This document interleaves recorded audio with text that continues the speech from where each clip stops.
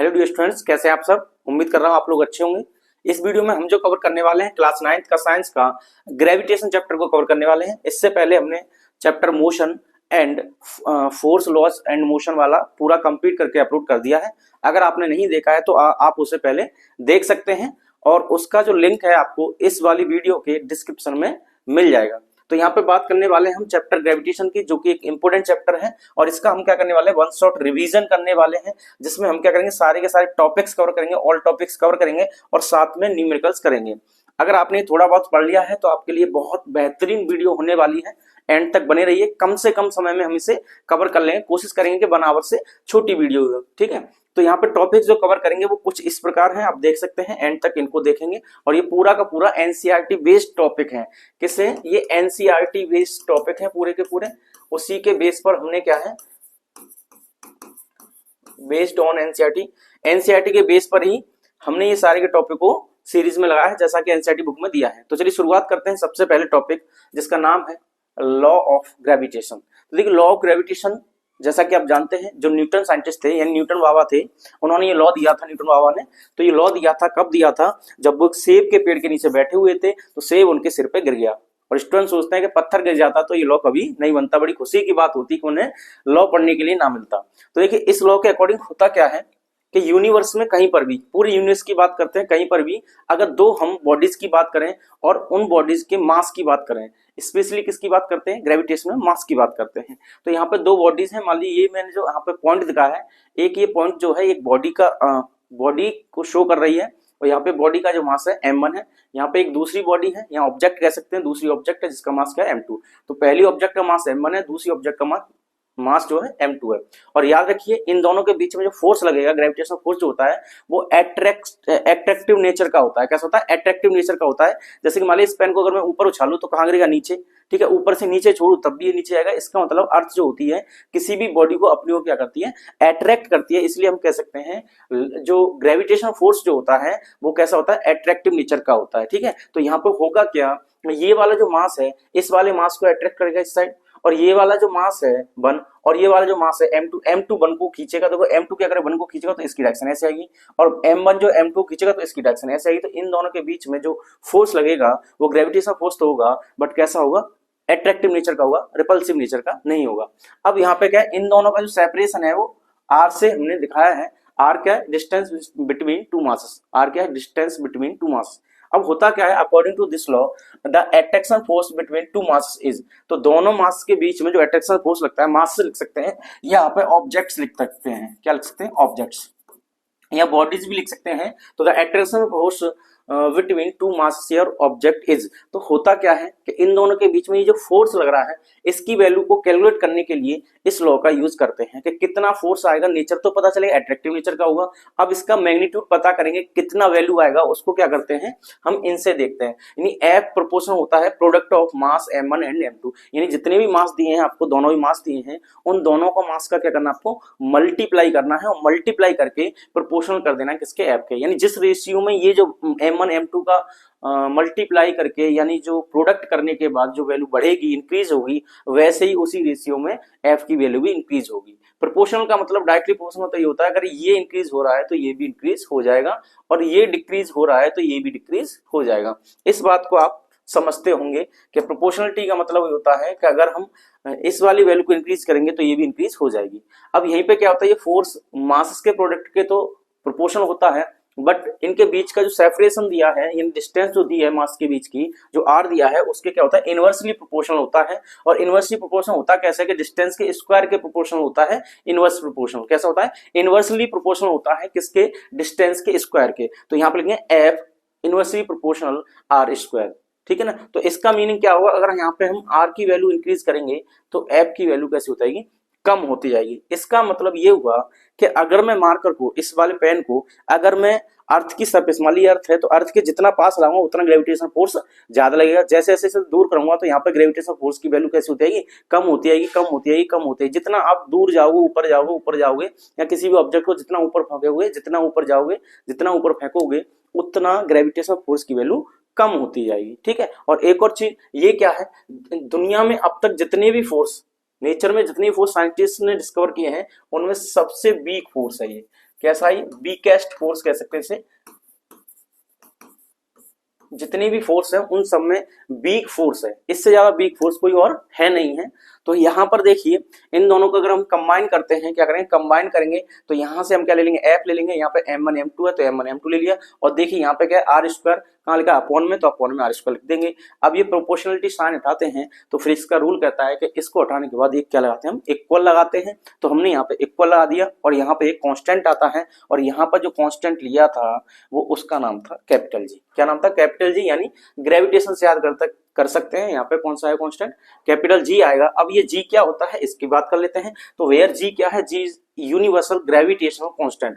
जी क्या है gravitation universal constant होता है, और इसकी जो वैल्यू होती है 6.67 इंटू 10⁻11 न्यूटन मीटर स्क्वायर पर केजी स्क्वायर। देखिए ये जो यूनिट लगी है कैसे लगी है, तो हमें जब भी जी की यूनिट की बात करनी है तो जिसकी भी यूनिट निकालनी होती है उसको क्या करते हैं हम एक तरफ कर देते हैं, अकेला छोड़ देते हैं, उससे कोई वास्ता नहीं रखेंगे, अकेला कर देंगे और बाकी सबको एक ग्रुप में कर देंगे।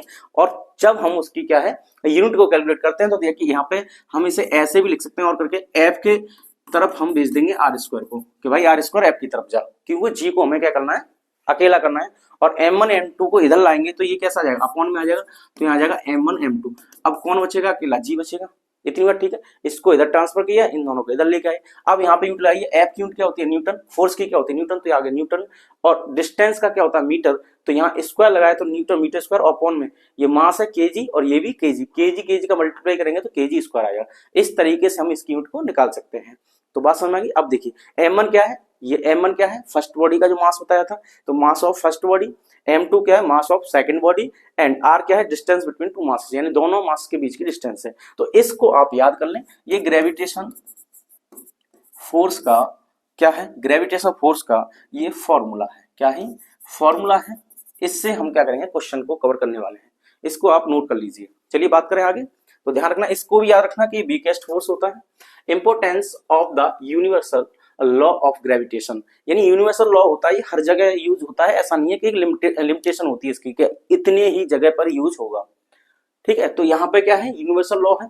अब यूनिवर्सल लॉ है तो इसकी इंपोर्टेंस देखते हैं, यहाँ बात कर लें कि इसके अगर एग्जांपल पूछ के इसके एग्जांपल भी बता दिया ऐसा क्यों होता है, तो इसके इंपोर्टेंस में बात करें तो यहाँ पे आप देख सकते हैं the force that binds us to the earth, यानी वो फोर्स जो हमें अर्थ के साथ बांधे रखता है, जोड़े रखता है। यानी हम अर्थ पर क्यों चल पाते हैं कि एक तो हमारे पैरों के बीच में और अर्थ की सरफेस के बीच में फ्रिक्शन होता है, और हम अर्थ पर क्यों हैं, क्योंकि हमारे और अर्थ के बीच में ग्रेविटेशन फोर्स लगता है। क्या हमारे और आपके बीच में लगता है, बिल्कुल लगता है। क्या यहाँ पर जो वॉल है दीवार है उसके और हमारे बीच में लगता है, बिल्कुल लगता है। तो हमारे आसपास सराउंडिंग में जितनी भी ऑब्जेक्ट्स हैं उन सबके बीच में और हमारे बीच में ग्रेविटेशन फोर्स लगता है। पर महसूस क्यों नहीं होता, आप कहेंगे महसूस क्यों नहीं होता, कि किसी ऑब्जेक्ट को ऊपर फेंको तो अर्थ उसे नीचे खींच लेती है, या ऊपर से नीचे फेंके तब भी वो अर्थ की तरफ गिरता है, तो ये तो हमें दिखाई देता है।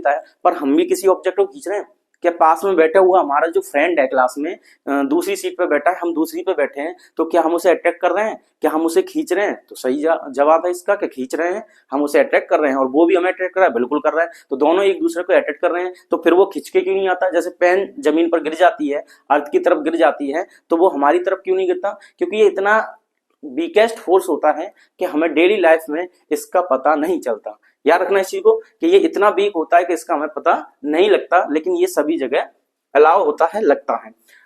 The motion of the moon around the earth, यानी मून जो है अर्थ की तरफ जो रोटेट करता है, मान लीजिए ये अर्थ है और यहाँ पर ये मून है। अब मून क्या करता है, मून क्या करता है अर्थ के अराउंड में क्या करता है, रिवॉल्व करता है, घूमता है, ठीक है। अब ये मोशन करता है, अब ये मोशन कैसे करता है भाई, ये घूमता क्यों है, देखिए अर्थ क्या करेगी, मून को खींचेगी, ये फोर्स अर्थ लगा रही है, और मून क्या करेगा अर्थ को खींचेगा, दोनों के बीच में अट्रैक्शन फोर्स लगेगा, क्योंकि मास इसके पास भी है, मास ऑफ अर्थ कहेंगे इसे, और मास इसके पास भी इसे मास ऑफ मून कहेंगे, तो दोनों एक दूसरे को क्या कर रहे हैं, अट्रैक्ट कर रहे हैं। अब ये जो अट्रैक्शन फोर्स होता है ये कन्वर्ट हो जाता है किसमें, सेंट्रीपिटल फोर्स में, किसमें हो जाता है, सेंट्रीपिटल फोर्स में। और सेंट्रीपिटल फोर्स का जो फॉर्मूला होता है F is equal mv² upon r होता है, आप इसे रिवाइज कर लीजिए, F is equal to mv² upon r होता है। और ये सेंट्रीपिटल फोर्स जो होता है इसका काम होता है किसी भी ऑब्जेक्ट को रोटेट कराना। तो इन दोनों के बीच में जो ग्रेविटेशन फोर्स लग रहा था मास और अर्थ के बीच में, सॉरी अर्थ और मून के बीच में जो ग्रेविटेशन फोर्स लग रहा था वो कन्वर्ट हो जाता है सेंटीमीटर फोर्स में कन्वर्ट हो जाता है तुरंत ही। और जब ये कन्वर्ट हो जाता है तो इसका काम तो खत्म हो गया, यानी ग्रेविटेशन का काम खत्म हो गया। क्या हो गया, ग्रेविटेशन बन गया सेंटीमीटर। अब क्या दिखेगा, सेंटीमीटर दिखेगा, और सेंटीमीटर दिखेगा तो सेंटीमीटर काम भी करेगा, और काम करेगा तो क्या काम करेगा, उसका काम होता है घुमाना। क्या काम होता है, घुमाना। बात समझ में आ गई। यानी जो ग्रेविटेशन फोर्स जो लग रहा था इन दोनों के बीच में वो कन्वर्ट हो गया, बदल गया। क्या हो गया, बदल गया। जैसे जादूगर किस चीज को दूसरी चीज में बदल देता है, लेकिन वो जादू है, वो रियल नहीं हो सकता, बट यहाँ पे रियल है। यहाँ पे क्या होता है, ग्रेविटेशन फोर्स जो है कन्वर्ट हो जाता है किसमें, सेंटीमीटर फोर्स में, और सेंटीमीटर फोर्स का काम होता है रोटेट कराना यानी घुमाना। तो ये मून इस तरीके से यहाँ पे क्या करता है, रोटेट करता है अराउंड दी अर्थ। पर हम कंफर्म है ये बात। चलिए आगे बढ़ते हैं। The motion of the planets around the sun, यानी सन के चारों जो प्लैनेट्स होते हैं उनकी जो मोशन होती है वो भी ग्रेविटेशन फोर्स की वजह से होती है। अब कोई पूछे क्यों होता है ऐसा, तो आप कह सकते हैं कि ग्रेविटेशन फोर्स कन्वर्ट हो जाता है सेंटीमीटर फोर्स में, और सेंटीमीटर फोर्स का काम होता है, समझ गए, हाँ वही। The tides due to the moon and the sun, यानी मून और सन की वजह से जो टाइड्स आते हैं, टाइड्स कहते हैं ज्वार जो होते हैं, ज्वार भाटा जो कहते हैं, तो ये भी किसकी वजह से होते हैं, ग्रेविटेशन की वजह से होते हैं। अब देखिए आगे बात करते हैं इनके क्वेश्चंस की। यहाँ पे क्वेश्चंस को अच्छे से देखेंगे, आराम से देखेंगे ताकि आपको समझ में आ जाए। इसमें कोई हार्ड क्वेश्चन आपके पेपर में नहीं पूछा जाता, और यकीन मानिए कि आपके पेपर में चाहे वो हाफ ईयरली हो चाहे एनुअल हो, अगर ये चैप्टर आ रहा है तो उसमें यहाँ से क्वेश्चन आता ही आता है। या तो लॉ पूछ लिया जाएगा डायरेक्टली, या इस पर न्यूमेरिकल पूछ लिया जाएगा। तो आपको मैं बता रहा हूँ कौन सा न्यूमेरिकल जो आपके पेपर में आता है, जो आपके पेपर्स में जो न्यूमेरिकल आता है वो कौन सा आता है और किस तरीके के आते हैं। ये दो टाइप के क्वेश्चन आ सकते हैं। पहला इस तरीके का, यहाँ पे डाटा चेंज हो सकता है, लैंग्वेज चेंज हो सकती है, बट मेथड चेंज नहीं होगा। तो यहाँ पे देखिए the masses of two planets are, पहले मास दो प्लैनेट हैं, कितने प्लैनेट है, दो प्लैनेट है, और इनके मास दिए हैं, पहले का मास ये है, दूसरे का मास ये है। अब आपको दिक्कत आती है कि हम क्वेश्चन को कैसे रीड करें और कैसे पता करें इसमें क्या पूछा है और क्या नहीं पूछा है। तो आप इसमें क्या करना है, सबसे पहले ये देखें यहाँ पे जो डिजिट दिए हैं, देखो ये दिया है, नंबर ये दिया है, नंबर ये दिया है, और नंबर ये दिया। जो भी नंबर दिए होते हैं उस नंबर के पीछे एक यूनिट लगी होती है, उस यूनिट से पहचानिए कि क्या है। देखिए यहाँ पे लगा केजी यानी मास है, तो हम लिखेंगे यहाँ पे पहले गिवन डाटा। क्या लिखेंगे भाइयों, गिवन डाटा लिखेंगे, तो यहाँ पे लिखेंगे m1, मास हो जाएगा पहला, यानी पहले प्लेनेट का जो मास है ये हो गया आपका 4 × 10 की पावर 20। दूसरे की बात करें तो दूसरा जो मास दिया है, ये क्वेश्चन दिया 3 × 10 की पावर 22, और मास की जो यूनिट है केजी है।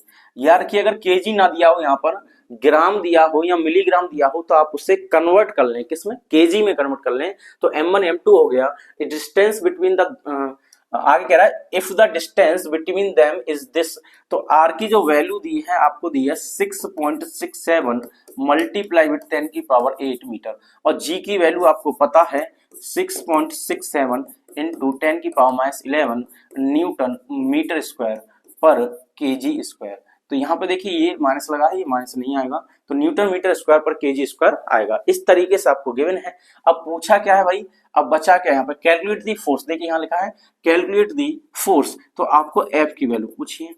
अब गिवन डाटा निकल आया तो इजी सी बात है कि आप इसे कर पाएंगे। क्या करना है आपको, ये फॉर्मूला लगाना है, F is equal G m1 m2 upon are square, ये फॉर्मूला लगाना है। और इस फॉर्मूले को लगाएंगे तो इस पे वैल्यू आई, जी की कितनी है 6.67 मल्टीप्लाई 10 की पावर -11, और m1 का मास यानी m1 का मतलब है 4 × 10 की पावर कितना है भाई 20 है, मल्टीप्लाई m2 की वैल्यू कितनी है देखिए 3 × 10 की पावर 22 अपॉन कर देंगे तो आर स्क्वायर का मतलब है इसका स्क्वायर कर देंगे। ध्यान से सुनिएगा, यहाँ पे मिस्टेक करते हैं, यहाँ पे स्क्वायर दिया है तो इसे 2 टाइम लिखेंगे 10 की पावर 8 मल्टीप्लाई 6.67 इंटू 10 की पावर 8, स्क्वायर है 2 टाइम लिखेंगे। इससे ये चलवसा मर गया ये। तो अब देखिए यहाँ पर आगे बात कर ले, तो ये हमारे पास यहाँ पे लास्ट में नीचे बचा है 6.67 बचा है, इसे ऐसे लिखेंगे 8 और 8 करके ये 16 हो जाएगा, यहाँ लिख देंगे, ठीक है। अब यहाँ पे देखिए ये 22 है और ये 20 है, तो मैं ऐसा कर सकता हूँ, ये माइनस के, ये प्लस के और प्लस के, तो ये माइनस के इस प्लस में से घटा देंगे तो यहाँ पे 11 है और ये 20 है, तो कितना बचेंगे यहाँ पे 9 बचेंगे, और 9 उधर ऐड कर देंगे, कहाँ पर 22 में 9 ऐड करेंगे तो 31 हो जाएगा। तो यहाँ पे नंबर बचा आपका ये और ये तो नंबर बचे आपके, तो इस नंबर में क्या करेंगे मल्टीप्लाई कर देंगे भाई। अब मल्टीप्लाई करते हैं तो ये तो हो जाएंगे 12 मल्टीप्लाई कितना आ जाएगा 31 आ जाएगा। इतनी बार, ठीक है। इतना करने के बाद क्या करना है, बस इजी हो गया, ये इससे कैंसिल हुआ, ये बचा, यहाँ लिख दिया 8 और 8 मिलकर 16 हो गए। और यहाँ पे देखिए 4 3 जा 12 होते हैं, और ये 11 20 में से घटा देंगे, 20 में से 11 जाएंगे तो आपके पास 9 बचेंगे। वो भी कैसे बचेंगे, प्लस के, माइनस के मर गए तो प्लस के बचे, प्लस ये है और ये भी प्लस है, तो 22 प्लस 9 करेंगे तो 31 हो जाएगा, यहाँ पे आ जाएगा। अब क्या करना है, यहाँ से डेसिमल हटाना है और 2 जीरो को बढ़ाना है। डेसिमल यहाँ से हटेगा तो जीरो ऊपर आएंगे। इतना करने के बाद क्या करना है, देखिए ये हो जाएगा आपका 1200 मल्टीप्लाई, ठीक है, अपॉन में आ जाएगा 667। अब देखिए यहाँ पर 31 है, इसका और इसका कर दिया मल्टीप्लाई हमने, तो ये हो गया 667, हमने यहाँ लिख दिया। जब ये 16 ऊपर जाएगा, पहले तो हम ये 31 लिखते हैं, तो ये 31 मल्टीप्लाई, और 16 ऊपर आएगा तो माइनस का हो जाएगा, ये वाला 16 ऊपर आएगा तो माइनस का हो जाएगा। तो हम क्या करेंगे, यहाँ पे हम क्या करेंगे, इस तरीके से लिखेंगे 1200, यानी ये लिख देंगे, और 667 यहाँ पे लिख देंगे और मल्टीप्लाई कर देंगे। देखिए यहाँ पे कितना है 31 और यहाँ पे कितना है 16, ये माइनस का और ये प्लस का है, तो इसमें से माइनस करेंगे तो आपको पता है भाई 15 आएगा। कितना आएगा, 15 आएगा, क्योंकि ये 31 प्लस का है और ये माइनस का है, तो प्लस के ज्यादा है इसलिए प्लस का आएगा। जब इसका डिवाइड करेंगे तो देखिए सीधा सीधा बात है कि ऐसे डिवाइड अगर आप करना है तो आप इसे 667 को आप 700 मान लें। कितनी मान लें, 700 मान लें, अप्रोक्सीमेटली आंसर आएगा। तो ये 700 ये है और ये 1200 है, तो 7 का 12 में कर दीजिए डिवाइड, मतलब 700 का 1200 कर दीजिए, तो सीधी सी बात है कि इसका जब करेंगे तो 1 टाइम तो जाएगा, डेसिमल लगा लेंगे। अब डेसिमल लगा लेंगे, हमने इतना 700 माना ये, और 1200 में जाएगा डिवाइड तो एक बार जाएगा। अब कितना बचेगा आपके पास, 500 बचेगा, तो 5 आ जाएगा, तो 7 8 56, मतलब अप्रोक्सी 7 या 8 आएगा, तो यहाँ पे 7 या 8 आएगा। इस तरीके से डिवाइड कर सकते हैं। और ध्यान रखिएगा डेसिमल से पहले आपका डिजिट सही है और इसके बाद एक डिजिट और अच्छा लिख दीजिए, आपका नंबर नहीं कटेगा, ठीक है ना। डेसिमल के बाद एक डिजिट तक आप आंसर ले आइए, आपका नंबर नहीं कटेगा, और इस तरीके से इस क्वेश्चन का आंसर आ जाएगा। तो फोर्स निकल के आएगा, यूनिट लगाना ना भूलें। तो ये जो है इस क्वेश्चन का आंसर हो जाएगा। उम्मीद कर रहा हूं कि आपको समझ में आ चुका होगा, ठीक है। चलिए नेक्स्ट क्वेश्चन की बात करते हैं। ये क्वेश्चन आते हैं, ये थोड़ा सा आपको डिस्टर्ब कर देते हैं, जल्दी से समझ में नहीं आते हैं, आराम से समझिएगा, इसको बहुत प्यार से समझाएंगे। यहाँ पे लिखा है find the new gravitation force for the following conditions, यानी आपको ये बताना है कि कंडीशन दी है आपको 1 2 3, 3 कंडीशन में फोर्स बताना है, न्यू फोर्स, ठीक है ना। तो आप इसे रीड कीजिए, मैं एक बार चेक कर लूं कैमरे में दिखाई दे रहा है आपको क्लियर।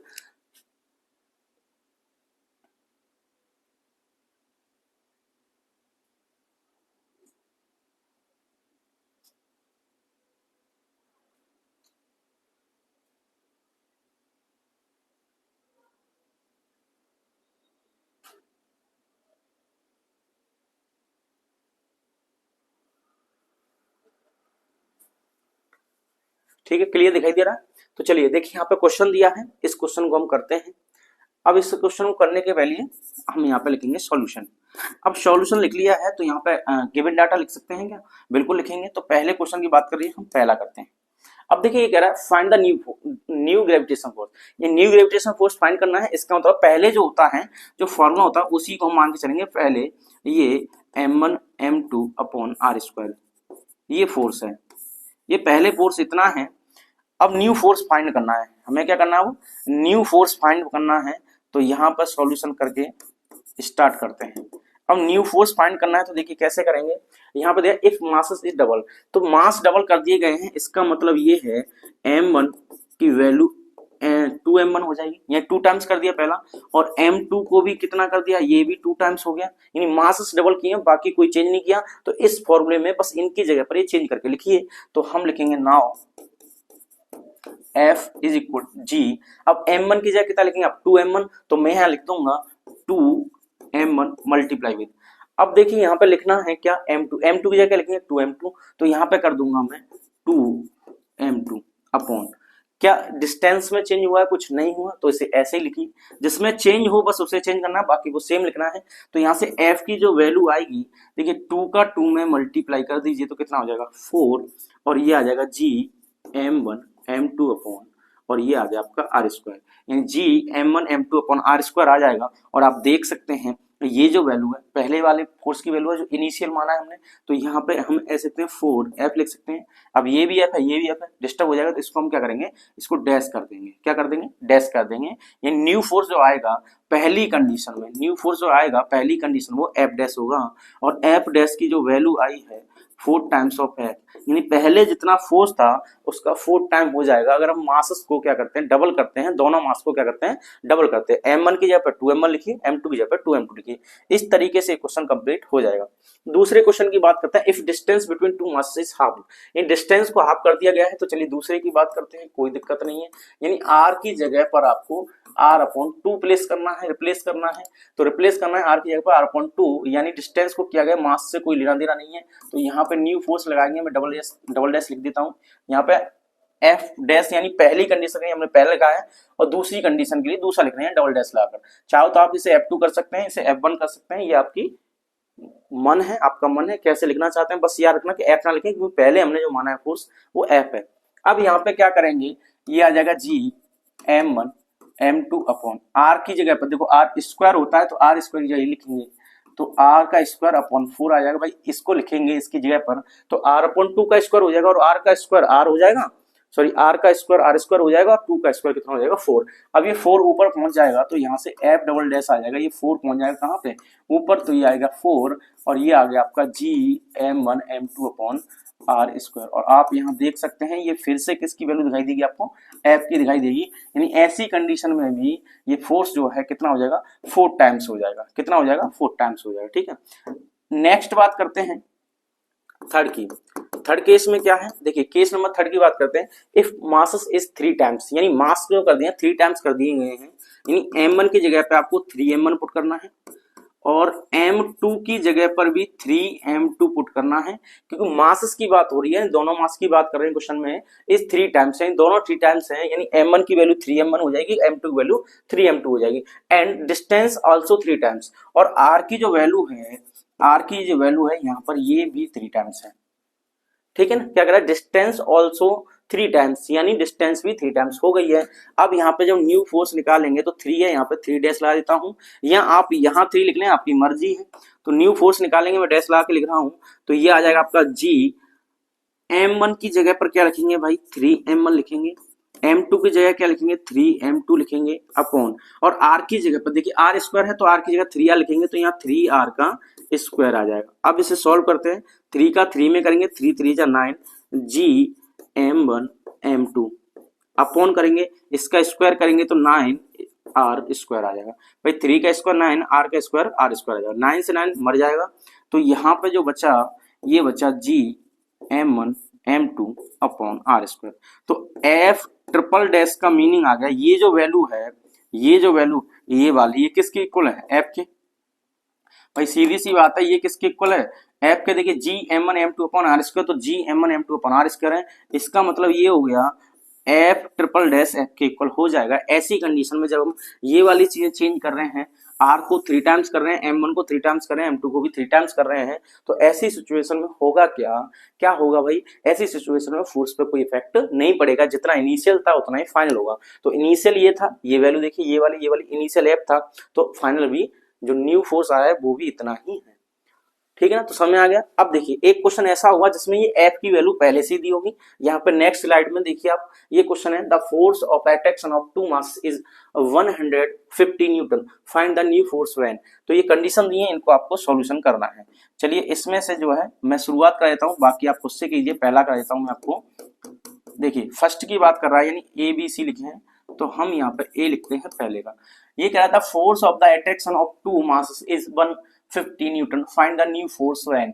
तो हमें न्यू फोर्स करने के लिए हमें पहला फोर्स चाहिए, तो पहला फोर्स जो होता है G m1 m2 upon r square होता है। इसमें ज्यादा सोचना समझना नहीं है। अगर कभी भी आपको ऐसे क्वेश्चन न्यू फोर्स पूछे तो आपको पहले ओल्ड फोर्स चाहिए, यानी पहले चाहिए, फिर बाद का निकालेंगे, न्यू निकालेंगे, तो हम इसको मान लेंगे। और इसकी जो वैल्यू है क्वेश्चन में अब ये कह रहा है भाई, इसकी जो वैल्यू है 150 न्यूटन है, तो हमने ये लिख लिया कि पहले इतना है। अब क्या क्या चेंज हो रहा है, चेंज करते हैं। The distance of the mass is doubled, तो यानी डिस्टेंस देखिए r की वैल्यू उसने 2 टाइम्स कर दी है, और कोई चेंज है नहीं है। देखिए पहले क्वेश्चन देखिए, the distance of the mass is double, यानी जो मास के बीच की जो डिस्टेंस है उसे डबल कर दिया, तो r की जगह 2r लिख देंगे। अब यहां से जो फोर्स निकलेगा, अब यहाँ से फोर्स निकलेगा, इसको मैं ए के लिए निकालना हूं तो मैं यहाँ पे ए लिख देता हूँ। चाहो तो आप यहाँ पे 1 लिख लें, चाहो तो आप यहाँ पे डैश लिख लें, आपकी मर्जी है कुछ भी लिखना चाहो। चलिए हम 1 लिखते हैं। तो F1 इक्वल टू आ जाएगा जी M1 M2 अपॉन, अब यहाँ पे क्या आएगा आर का स्क्वायर। तो आर का स्क्वायर होता है पर कितना आ रहा है यहाँ पे जो चेंज हुआ है, क्योंकि हम 1 निकाल रहे हैं, ओल्ड फोर्स इतना है, न्यू फोर्स F1 है। अब F1 निकालना है तो इसकी चेंज कर दीजिए, क्या चेंज हुआ है, आर की जगह 2 आ रहा है तो यहाँ पे लिखेंगे 2r का स्क्वायर। तो फिर यहाँ पे ये जी M1 M2 अपॉन 2 का कितना आ जाएगा 4 और ये आ जाएगा आर स्क्वायर। अब आगे करते हैं तो देखिए यहाँ पे आ जाएगा 1/4, 1/4 अलग कर दिया मैंने, और आप यहाँ देख सकते हैं ये बच्चा जी M1 M2 upon are square बच्चा, ठीक है। और इसकी शक्ल देखिए, इसका फेस देखिए और इसका फेस देखिए सेम है, यानी ये तो पहले वाला फोर्स बन गया। तो इसकी जगह पर हम 150 रिप्लेस कर सकते हैं। तो यहाँ पे F1 जो आएगा ये आ जाएगा 1/4 मल्टीप्लाई 150, ठीक है। तो इसको हम डिवाइड करेंगे 2 से, तो ये 75 आ जाएगा और ये 2 आ जाएगा और ये आ जाएगा 37.5 न्यूटन। इस तरीके से ये पहला क्वेश्चन हो जाएगा, ठीक है, समझ में आ गया। अब देखिए आगे दूसरा क्या है, the distance of the mass is half, यानी अब इसकी हाफ क्या है तो r/2 आ जाएगा, r/2 आ जाएगा तो r²/4 हो जाएगा, 4 कहां पहुंच जाएगा ऊपर, बाकी कोई चेंज नहीं है। तो यहाँ पे इस वाले में 4 का मल्टीप्लाई हो जाएगा किसके साथ, इसके साथ, तो इसके साथ मल्टीप्लाई हो जाएगा। करिए कैसे होगा, the each mass is double. अब देखिए थर्ड वाले में क्या मास को डबल किया तो यहाँ पर 2m1 और 2m2 हो जाएगा, r को ऐसे ही छोड़ देना, जो भी नंबर का मल्टीप्लाई हो उसे अलग कर देना और इसकी शक्ल मत बिगाड़ना, इसको एक साथ रखना। जब भी न्यू फोर्स पूछा जाए तो आपको ध्यान रखना है जी M1 M2 को हमें अलग करना है, क्योंकि ये जो हमें इनिशियल यानी ओल्ड फोर्स मिल जाएगा और न्यू के साथ हम कंपेयर कर देंगे। इसी तरीके से आपको 4 करना है, अगर ना आए तो कमेंट कर देना, आपको बता दिया जाएगा बाद में। अभी चलते हैं आगे। अब देखिए फ्री फॉल क्या होता है, फ्री फॉल क्या होता है। तो फ्री फॉल बहुत इजी बात है कि किसी भी ऑब्जेक्ट को जब हम ऐसे गिराते हैं, क्या करते हैं ऐसे गिराते हैं, जमीन की तरफ गिराते हैं, जो गिरती है ऑब्जेक्ट तो गिरना ही, फॉल का मतलब होता है गिरना, तो गिरना, फ्री फॉल का मतलब हो गया गिरना। तो जब किसी ऑब्जेक्ट को हम छोड़ते हैं तो जमीन की तरफ, अर्थ की तरफ क्या करती है, वो गिरती है, उसको फ्री फॉल कहते हैं। बस कंडीशन एक क्या है कि उसके बीच में देखिए ये ऑब्जेक्ट है, ये ऑब्जेक्ट और ये हाथ मेरा क्या है अर्थ मान लीजिए, तो ऑब्जेक्ट और अर्थ के बीच में क्या है, एक मीडियम है। कौन सा मीडियम है, एयर है। अब एयर में क्या होगा, मॉलिक्यूल्स होंगे, एटम्स होंगे, सारी चीजें होंगी। अब क्या होगा, इनके बीच में जैसे हम ऑब्जेक्ट को छोड़ेंगे तो ये मॉलिक्यूल्स क्या करेंगे, इस ऑब्जेक्ट पर फोर्स लगाएंगे अपवर्ड। जैसे ये आ रहा है नीचे तो जो एयर मॉलिक्यूल्स हैं तो वो क्या करेंगे अपवर्ड फोर्स लगाएंगे, यानी इसकी जो मोशन है उसमें कुछ ना कुछ वेरिएशन पैदा कर देंगे, यानी उसमें रुकावट पैदा कर देंगे, ठीक है। तो यहाँ पर हम क्या करेंगे, जो मीडियम है अगर उसको हम नेग्लेक्ट कर दें कि यहाँ पे जो एयर जो कर रही है उस ऑब्जेक्ट को नीचे आने का रोकने का काम करेगी, क्या करेगी, रोकने का। समझ में आ रही बात। चलिए दोबारा बताता हूँ कि किसी ऑब्जेक्ट को अगर हम छोड़ते हैं और ये अर्थ है, तो ऑब्जेक्ट और अर्थ के बीच में क्या एयर, ऐसे ऑब्जेक्ट को छोड़ूंगा तो ये नीचे गिरेगी, तो बड़ी आसानी से गिर जाएगी क्योंकि इसमें थोड़ा सा वेट ज्यादा है। अगर हम किसी पॉलीथिन को गिराते हैं तो आपने देखा वो एक साथ नीचे नहीं आती है, क्यों नहीं आते, कि और जो मॉलिक्यूल है एयर के वो क्या करते हैं, फोर्स लगाते हैं इस तरीके से। जो पॉलीथिन है उसकी सरफेस से फोर्स लगाएंगे, कभी पॉलीथिन इधर चली जाएगी कभी इधर चलेगी, बड़ी देर में जाके वो नीचे आती है। लेकिन किसी भारी चीज को हम गिराते हैं तो जल्दी गिर जाता है। तो इसका मतलब ये नहीं है कि भारी चीज पे एयर के जो मॉलिक्यूल्स हैं वो अपवर्ड डायरेक्शन में फोर्स नहीं लगा रहे, जो पॉलीथिन पे फोर्स लगा रहे थे वो भारी चीज पे भी फोर्स लगा रहे हैं। बस फर्क इतना है, जिसका वेट ज्यादा है, जिसका मास ज्यादा है वो जल्दी नीचे गिराएगी, और जिसका मास कम है, जिसका वेट कम है वो थोड़ा धीरे धीरे बाद में आएगी। तो ये जो फोर्स लगा है एयर मॉलिक्यूल्स की वजह से उसको कहते हैं एयर रेसिस्टेंस। तो यहाँ पे एयर रेसिस्टेंस को अगर हम क्या करते हैं, नेग्लिजिबल कर दें, यानी भारी ऑब्जेक्ट हो या हल्की ऑब्जेक्ट हो, मास ज्यादा हो या मास कम हो, अगर उस ऑब्जेक्ट को हम क्या करें, गिरा दें और एयर रेजिस्टेंस को खत्म कर दें तो दोनों ऑब्जेक्ट जो हैं सेम टाइम पर अर्थ पे आएंगे। चाहे आप एक 50 kg का कोई वेट गिराइए अर्थ के ऊपर, इतना ऊपर लेके या कितना ही ऊपर लेके, जैसे मान लीजिए यहाँ से आप 50 kg का मास गिराइए, या चाहे आप 1 ग्राम का मास गिराइए, या हम कह सकते हैं 2 किलोग्राम का मास गिराइए, तो 50 kg और 2 kg का अगर मास आप गिराएंगे तो जमीन पे वो है एक साथ सरफेस पे क्या करेंगे, गिरेंगे। क्यों गिरेंगे, कि जब उनका एयर रेजिस्टेंस नहीं है। तो लेकिन हम जब देखते हैं किसी भारी चीज को गिराते हैं और हल्की चीज को गिराते हैं तो आप देखते हैं भारी चीज पहले आती है और हल्की चीज थोड़ी सी बाद में आती है। वो क्यों आती है, क्योंकि एयर रेजिस्टेंस वहां पे वर्क करता है। एयर रेजिस्टेंस जिस पर ज्यादा होगा वो देर में आएगा, जिसके लिए कम होगा वो जल्दी आएगी। तो भारी चीज क्या करती है, एयर रेजिस्टेंस को क्या कर देती है, कम कर देती है और जल्दी गिरती आती है, उसे कैंसिल करती हुई। अब जो हल्की चीज है वो एयर रेजिस्टेंस को क्या करती है, एयर रेजिस्टेंस को कम नहीं कर पाती है, तो इसलिए वो थोड़ा घूमते डांस करते हुए जिंगा लाला हू करते हुए आराम से आती है। अब एक्सीलरेशन ड्यू टू ग्रेविटी क्या होता है, जैसे ऑब्जेक्ट गिर रही होती है तो उस ऑब्जेक्ट के पास जो एक्सीलरेशन होता है उसे कहते हैं एक्सीलरेशन ड्यू टू ग्रेविटी। जो ऑब्जेक्ट नीचे गिर रही होती है उसके पास जो एक्सीलरेशन होता है उसी को कहते हैं एक्सीलरेशन ड्यू टू ग्रेविटी, ठीक है ना। क्योंकि अर्थ खींच रही है तो अर्थ क्या करेगी, ग्रेविटी लगा रही है उस ऑब्जेक्ट पर, और ग्रेविटी लगा रही है इसका मतलब उस ग्रेविटी की वजह से एक्सीलरेशन जनरेट हो रहा है ऑब्जेक्ट में, that is called acceleration due to gravity. और कोई भी ऑब्जेक्ट जब किस पर रन करती है, किस पर, अर्थ की सरफेस पर चलती है, तो जैसे कार होगी, बस, ट्रेन वगैरह है जो अर्थ की सरफेस पर चलती हैं, उनके पास जो एक्सीलरेशन होता है उसको हम ए से लिखते हैं और इसको कहते हैं हम लीनियर एक्सीलरेशन। ये कब है, जब अर्थ की सरफेस पर कोई भी व्हीकल चल रहा है और किसी भी ऑब्जेक्ट को अर्थ के ऊपर या नीचे करते हैं, अर्थ से ऊपर फेंकते हैं, नीचे फेंकते हैं, तो उसके पास जो एक्सीलरेशन होता है उसे कहते हैं एक्सीलरेशन ड्यू टू ग्रेविटी। बाकी आप यहाँ पर डेफिनेशन देख सकते हैं। आगे बात करते हैं equation of motion under gravity. तो equation of motion under gravity हमने क्या है, इक्वेशन ऑफ मोशन पढ़ी है, तीन होती है। क्या होती है, v equal to A plus A T होता है, v equal to U plus A T होता है, दूसरा होता है s equal to U T plus half A T square. क्या होता है, U T plus half A T square होता है, और थर्ड होता है v square equal to U square plus 2as होता है। ये तीन इक्वेशन ऑफ मोशन होती हैं। अब अंडर ग्रेविटी का मतलब क्या है, दो कंडीशन होती हैं, तो ऑब्जेक्ट ऊपर फेंकते हैं, नीचे फेंकते हैं। तो नीचे जो ऑब्जेक्ट गिर रही है, अभी बताया था, नीचे ऑब्जेक्ट जो गिरती है उसको फ्री फॉल कहते हैं। तो फ्री फॉलिंग बॉडीज के लिए ये वाली इक्वेशन यूज होती है, और ये वाली कब होती है, अपवार्ड के लिए होती है। तो देखिए यहाँ नेगेटिव आ रहा है, यहाँ पे पॉजिटिव आ रहा है, तो यहाँ नेगेटिव अपवार्ड डायरेक्शन में जाने के लिए नेगेटिव यूज करते हैं, और डाउनवर्ड डायरेक्शन में जाने के लिए पॉजिटिव करते हैं। आपको ऐसे याद नहीं करना, आपकी मर्जी, ऐसे भी कर सकते हैं। नहीं, एक और तरीका देखिए, अगर मान लीजिए अर्थ है, ये क्या है, अर्थ है, तो किसी भी ऑब्जेक्ट को नीचे फेंकते हैं तब भी जी डाउन साइड काम करता है, और किसी ऑब्जेक्ट को ऊपर फेंकते हैं तब भी जी क्या करता है, अर्थ की तरफ काम करता है। तो g always work in the direction of earth gravitational force. तो अर्थ जी क्या है, हमेशा क्या करता है, वर्क करता है अर्थ की डायरेक्शन की तरफ करता है, मतलब अर्थ की तरफ करता है। चाहे ऑब्जेक्ट ऊपर फेंको या नीचे फेंको, जी की वैल्यू हमेशा नीचे की ओर आएगी। तो आप थोड़ा सा इसमें मैथ लगाएंगे और चेंज कर देंगे। क्या चेंज कर देंगे, इस तरीके से कि यहाँ पर ये y पॉजिटिव होता है और यहाँ पर y ये नेगेटिव होता है, ठीक है। तो कोई ऑब्जेक्ट जब ऊपर जा रही है तो उसके लिए जो वेलोसिटी है ये पॉजिटिव हो जाएगी, इनिशियल वेलोसिटी है ये भी पॉजिटिव हो जाएगी, ऊपर हाइट जो आएगी वो भी पॉजिटिव हो जाएगी, बट g ऑलवेज नेगेटिव, और a की जगह माइनस जी लिख देगा, ठीक है। अगर कोई ऑब्जेक्ट नीचे आ रही है तो देखिए नीचे आ रही है, इसका तो नेगेटिव डायरेक्शन में जा रही है y के, तो v की वैल्यू यहाँ पे माइनस के नेगेटिव आ जाएगी, u की वैल्यू माइनस के नेगेटिव आ जाएगी, h की वैल्यू भी माइनस हो जाएगी। बात समझ आ रही है। जब भी हम किसी चीज को ऊपर फेंकेंगे तो वो वैल्यू प्लस की आएंगी, क्योंकि y पॉजिटिव होता है ऊपर, और नीचे फेंकेंगे तो नीचे आने के लिए वैल्यू क्या है, नेगेटिव हो जाएंगी। बट यहाँ पे एक चीज आती है, जी ऑलवेज नेगेटिव। ऊपर फेंको ऑब्जेक्ट को तब भी जी नीचे काम करता है, और ऑब्जेक्ट को नीचे फेंको तब भी जी नीचे ही काम करता है। इतना आपको चेंज करना है। ऊपर जाने के लिए सारी चीजें प्लस करनी है, पर जी को क्या करना है, माइनस लिखना है। अब देखिए पहले को चेंज करते हैं, क्या क्या चेंज आते हैं आपको ये ध्यान रखिए। तो चेंज यहाँ पे आता है, जो डिस्प्लेसमेंट होता है उसकी जगह हम हाइट लिखते हैं। देखिए डिस्प्लेसमेंट क्या होता है, ऑब्जेक्ट जब अर्थ की सरफेस पर मोशन करती है तो इनिशियल पॉइंट और फाइनल पॉइंट के बीच का जो डिस्टेंस होती है, मिनिमम डिस्टेंस होती है, उसको हम क्या कहते हैं, डिस्प्लेसमेंट कहते हैं। और यहाँ पर देखिए ऑब्जेक्ट ऊपर या नीचे जा रही है, तो अब ये क्या है, डिस्टेंस जो है हाइट में कन्वर्ट हो जाएगी, डिस्प्लेसमेंट जो हाइट में कन्वर्ट हो जाएगा, तो एस की जगह एच लिखेंगे। और ए जो होता है, अभी बताया था अर्थ की सरफेस पर ए का यूज करते हैं, ऑब्जेक्ट ऊपर या नीचे होती है तो ए की जगह हम जी लिख देते हैं। तो ये तो आपको चेंज कर रहे हैं, बाकी सब चीजें सेम हो जाएंगी। अब देखिए अपवार्ड डायरेक्शन में, तो यहाँ पे याद रखिए अपवार्ड के लिए, तो यहाँ अपवार्ड की बात कर रहे हैं, तो यहाँ पे y कैसा हो जाएगा, प्लस, तो प्लस हो जाएगा। तो ये वेलोसिटी कैसे होती है, वेक्टर क्वांटिटी होती है, तो वेक्टर के लिए v जो आएगा अपवार्ड डायरेक्शन में, v की वैल्यू प्लस हो जाएगी, u की वैल्यू भी प्लस हो जाएगी, h की वैल्यू भी प्लस हो जाएगी, ठीक है ना।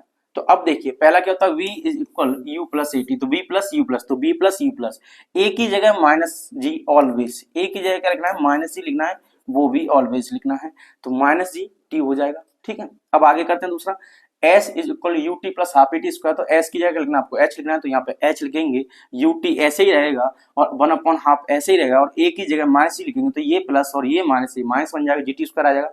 ऐसी थर्ड को देखेंगे तो ये बन जाएगा। क्लियर हुआ। इसका अपोजिट कर दीजिए, फॉर डाउनवर्ड मोशन की बात करें, फ्री फॉलिंग बॉडीज की बात करें, तो ये आ जाएगा। कैसे आएगा, देखिए अब यहाँ पे क्या कर रहे हैं हम, अब हम यहाँ पे y पॉजिटिव में ना जाकर हम कहाँ जा रहे हैं, y नेगेटिव में। अब y नेगेटिव में जाएंगे तो इधर की साइड जो वेलोसिटी होगी वो नेगेटिव हो जाएगी, u की वैल्यू जो आएगी वो नेगेटिव हो जाएगी, h की वैल्यू आएगी वो नेगेटिव हो जाएगी, और ए की जगह जी आएगा वो भी नेगेटिव हो जाएगा। अब यहाँ पे चेंज करते हैं, तो पहले हम करते हैं, यहाँ पे था v is equal u plus A T था। अब b की जगह क्या लिखेंगे, देखिए b की जगह लिख के दिखा रहा हूं मैं आपको, b की जगह क्या लिखेंगे, b की जगह माइनस b लिखेंगे, ये नीचे क्या आएगा माइनस का b, u की जगह फिर से माइनस लिखेंगे और फिर ये प्लस है और a आ रहा है तो a की जगह माइनस जी लिखेंगे, तो यहाँ पे फिर से माइनस लिखेंगे और ये आया t।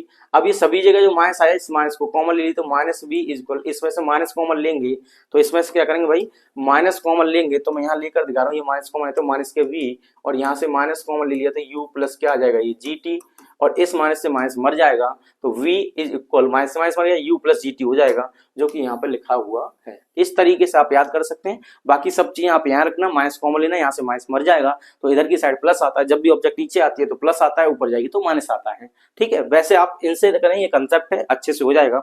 चलिए इसके बेस पे कर लेते हैं question. A stone is released from the top of a tower of height 19.6 metre, calculate its final velocity just before touching the ground. यानी ग्राउंड को टच करने से जस्ट बिफोर, यानी ग्राउंड को टच करने से पहले उसकी जो वेलोसिटी है वो कितनी है आपको बताना है। तो सॉल्यूशन लिखना है, क्वेश्चन में गिवन डाटा जरूर लिखें। तो यहाँ पे कह रहा है ए stone is released from a top of a tower. देखिए मान लीजिए टावर है, ये क्या है, एक टावर है। अब ये टावर है तो यहाँ पे खड़ा है कोई इंसान और इसने क्या है, यहाँ से इस स्टोन को गिराया है।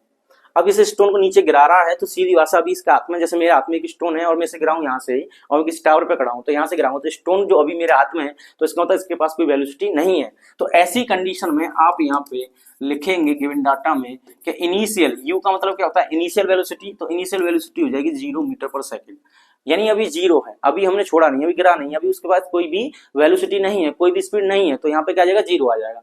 आगे देखिए रिलीज कर दिया तो stone is release from the top of the tower of height. अब क्या कर रहा है, हाइट जो दी है टावर की वो आपको दी है 19.6 मीटर। अब जो टावर पे है, टावर की हाइट कितनी दी है, ये कह रहा है top of a tower of height 19.6 metre, तो हाइट इतनी दी है। अब वो यहाँ से छोड़ दिया, रिलीज कर दिया तो नीचे आ रहा है। अब नीचे आएगा तो इसके पास वेलोसिटी v हो जाएगी। अब वेलोसिटी v हो गई तो कैलकुलेट इट्स फाइनल वेलोसिटी, तो v को आपसे पूछा है कि v की वैल्यू आप यहाँ पे बता दीजिए। अब आपके पास इक्वेशन मोशन 3 होती है, 3 में से कौन सा यूज करें देखिए, जिसमें v आ रहा हो, u आ रहा हो और h आ रहा हो, v आ रहा हो, u आ रहा हो और h आ रहा हो, और a की जगह तो आपको माइनस g लिखना ही लिखना है। तो यहाँ पे क्या कर सकते हैं हम, 3 इक्वेशन में v square is equal to u square, और ये कहाँ आ रहा है देखिए नीचे आ रहा है तो प्लस 2gh अभी दिखाया था, आप यहाँ देख सकते हैं। थर्ड इक्वेशन में v square is equal to u square plus 2gh आ जाएगा, तो 2gh आ जाएगा। तो ऐसे कर सकते हैं क्योंकि हमें हाइट गिवन है, u की जगह हम 0 लिख देंगे, v की वैल्यू आपसे पूछी है और a की जगह क्या लिख देंगे हम माइनस g लिख देंगे, और g की वैल्यू जो होती है फिक्स होती है वो 9.8 होती है। क्वेश्चन में अगर 10 दिया जाए तो आप 10 लिख सकते हैं, तो ये आ जाएगा। अब यहाँ पे वैल्यू आई, पहले से हम साइन कन्वेंशन लगाया, तो v की वैल्यू v स्क्वायर, यहाँ पे 0 का स्क्वायर प्लस 2 मल्टीप्लाई 9.8 मल्टीप्लाई कितना आ जाएगा 19.6। अब देखिए v स्क्वायर ऐसे रहेगा, 0 तो ऐसे हट जाएगा, तो इसका इसमें करेंगे तो देखो ये आ जाएगा 6 और ये आ जाएगा आपका 19.6 मल्टीप्लाई 19.6। अब इनका मल्टीप्लाई करने की हमें कोई भी जरूरत नहीं है, क्यों नहीं है, देखिए यहाँ स्क्वायर है, जब स्क्वायर को उठाएंगे तो यहाँ क्या बन जाएगा, रूट बन जाएगा, तो ये आ जाएगा 19.6 मल्टीप्लाई 19.6 और इसमें से एक बाहर कर दीजिए, यही आपका आंसर हो जाएगा। ये भी आपको ध्यान रखना है कि मल्टीप्लाई हमें जब करना है जब ये डिफरेंट नंबर्स होते हैं। अब ये सेम है, स्क्वायर लेना था, रूट ले लीजिए, सेम एक बार निकल आएगा क्योंकि ये पेयर बनना है, पेयर बनना है तो 12 आ जाएगा, आंसर आएगा। बात समझ में आएगी कुछ, क्या करना है, स्टोन अभी गिराया नहीं था, पहले नहीं गिराया था, इसका तो यू की वैल्यू इतनी हो जाएगी, जब वो गिरा दिया तो यू से बदल के क्या हो जाएगा वेलोसिटी v हो जाएगा। v हमें फाइंड करना है, हाइट जो दी है आपको यहाँ से यहाँ तक की जो हाइट दी है वो आपको दी है 19.6 और a की वैल्यू क्या करना है, g हमेशा फिक्स रहेगा, तो इनमें याद रखना g हमेशा फिक्स रहेगा। g की जगह आप क्या लिख सकते हैं 9.8 लिखेंगे, तो नीचे गिर रहा है तो ये प्लस ले लीजिए और फिर साइन कन्वेंशन भूल जाइए, सीधा वैल्यू लगाइए, सॉल्व कीजिए, और उसमें क्या करना है माइनस करना है। चलिए इस तरीके से हो गया। चलिए नेक्स्ट क्वेश्चन देखते हैं। A stone is thrown vertically upward, देखिए अपवर्ड, अब मतलब ऊपर फेंका जा रहा है with initial velocity of 40 metre per second. देखिए इनिशियल वेलोसिटी यानी यू की वैल्यू इस बार आपको दे दी है 40 मीटर पर सेकंड। ठीक है, आगे कह रहा है find the maximum height reached by the stone, तो एच की मैक्सिमम बताना है आपको कि कितना आएगा। What is the net displacement and the total distance covered by the stone. ठीक है, अब जी की वैल्यू जो आपको दी है कितनी दी है, 10 दी है। अब देखिए यहाँ पे थोड़ा सा हम समझा दें आपको कि u की वैल्यू मतलब ऑब्जेक्ट क्या है, ऊपर फेंके, स्टोन जो ऊपर फेंक दिया और पहले जो उसको स्पीड दी इतनी दी है। अब वो जो ऑब्जेक्ट ऊपर जाएगी थ्रोन करेंगे, स्टोन जो जा रहा है या कोई ऑब्जेक्ट जा रही है ऊपर जाएगी जाएगी जाएगी जाएगी, फिर एक जगह रुक जाएगी। अब रुकने के बाद ही तो वापस आएगी, अगर वो रुकेगी नहीं तो वापस नहीं आएगी, वरना जाती जाएगी जाती जाएगी जाती जाएगी। और फिर वो क्या है, जैसे ही आपने फेंका फेंकते फेंकते वो रुक गई। अब यहाँ पर रुकी तो फाइनल वेलोसिटी इसके लिए क्या हो जाएगी, v की वैल्यू हो जाएगी यहाँ पे 0। ठीक है, अगर इनिशियल वेलोसिटी है और मैक्सिमम हाइट तक जा रही है, ऊपर तक गई फिर रुक गई तो वापस आ रही है, तो मैक्सिमम हाइट के लिए हमें यहाँ पे v की वैल्यू कितनी लेनी पड़ी, 0। और पहले वाले में केस क्या था कि वहां पे u की वैल्यू 0 थी, यानी शुरुआत से वो गिराया नहीं था, फिर हमने छोड़ दिया तो b आ गया, उसके पास u था ही नहीं, u 0 था। ऐसी v कितना हो जाएगा, यहाँ पे 0 हो जाएगा। अब आपसे पूछा मैक्सिमम हाइट बतानी है तो h, देखिए u v g और h किस में आ रहा है वो लगा दीजिए। और ये अपवर्ड डायरेक्शन के लिए तो यहाँ पे देख लीजिए कौन सा फॉर्मूला लगेगा जिसमें u v h आ रहा हो। तो यहाँ पे देखिए u v h इस थर्ड में भी आ रहा है, u इसमें b नहीं आ रहा है इसे छोड़ देंगे, इसमें b आ रहा है इसमें h नहीं आ रहा है इसे छोड़ देंगे, तो इसमें v आ रहा है u आ रहा है h आ रहा है, तो v square is equal to u square minus 2gh लगा देंगे, क्योंकि अपवर्ड डायरेक्शन के लिए यहाँ पे यूज होगा। किसके लिए होगा, अपवर्ड डायरेक्शन के लिए होगा। तो थर्ड इक्वेशन ऑफ मोशन से करेंगे v square is equal to u square minus के 2gh। ठीक है, इस तरीके से करेंगे। अब ये तो हो गया 0, तो यहाँ पे कर देंगे 0 का स्क्वायर, u की वैल्यू कितनी है 40, तो 40 मल्टीप्लाई 40 माइनस 2 मल्टीप्लाई इसकी जगह कितना लिखना 10 लिखना है, और h हमें फाइंड करना है। अब देखिए इस वाली वैल्यू को मैं इधर ले जाऊं तो ये जो वैल्यू है इधर आ जाएगी, तो ये आ जाएगा, देखो ये तो 0 है, इस वाली वैल्यू को इधर लाएंगे तो प्लस का हो जाएगा, तो प्लस का हो जाएगा तो ये आ जाएगा आपका 20h भाई। ठीक है ना, 10 इंटू 2 20 हो गया, और h साथ में, इसको जब इधर लेके आएंगे तो कैसा हो जाएगा प्लस का, क्योंकि ये वाला टर्म जो है नेगेटिव का इसका आ गया प्लस का हो गया। इज इक्वल लगा देंगे 40 मल्टीप्लाई 40, 0 से 0 मर जाएगा, 2 से ये 2 टाइम्स आएगा तो h की वैल्यू आ जाएगी 80 मीटर। कितना आ जाएगा, 80 मीटर आ जाएगा। यानी क्या करा है, stone thrown vertically upward with initial velocity of 40 metre per second, find the maximum height reached by the stone. तो स्टोन, तो यहाँ से स्टोन जो है मैक्सिमम हाइट यहाँ पे पहुंच गया, ये स्टोन पहले यहाँ था अब यहाँ पहुंच गया, तो इसका मतलब ये 80 मीटर तक जाएगा। कितना जाएगा भाई, 80 मीटर तक जाएगा। ठीक है, अब आगे पूछा है what is the net displacement. देखिए ऊपर गया फिर वापस आया, तो नेट डिस्प्लेसमेंट कितना हो जाएगा, 0। डिस्प्लेसमेंट कितना हो जाएगा, 0, तो यहाँ लिख देंगे नेट डिस्प्लेसमेंट। तो नेट डिस्प्लेसमेंट जो हो जाएगा इसमें 0 हो जाएगा। आपको पता है इनिशियल वैल्यू और फाइनल वैल्यू एक ही जगह पे, और स्टोन को फेंका फिर वापस यहीं पे आ गया, तो इनिशियल और फाइनल जो है वहीं पे है, तो मिनिमम कितना हो जाएगी डिस्टेंस, 0 ही हो जाएगी, इससे ज्यादा नहीं होगा। अब पूछा है आगे डिस्टेंस भी बताना है, तो डिस्टेंस क्या हो जाएगा 2 टाइम्स 80 जाने में 80 आने में, तो यहाँ पे लिख देंगे डिस्टेंस। तो डिस्टेंस कितना हो जाएगा 80 प्लस 80, और ये आ जाएगा 160 मीटर। इस तरीके से इसकी डिस्टेंस निकाल सकते हैं। थोड़ा सा हार्ड लगेगा आपको, एक बार प्रैक्टिस कीजिए आसानी से हो जाएगा। चलिए नेक्स्ट आगे बढ़ते हैं, न्यू टॉपिक देखते हैं, रिलेशन बिटवीन जी एंड जी। तो कैपिटल जी और स्मॉल जी में क्या रिलेशन है, तो यहाँ छोटी जी और बड़ी जी की बात कर रहे हैं।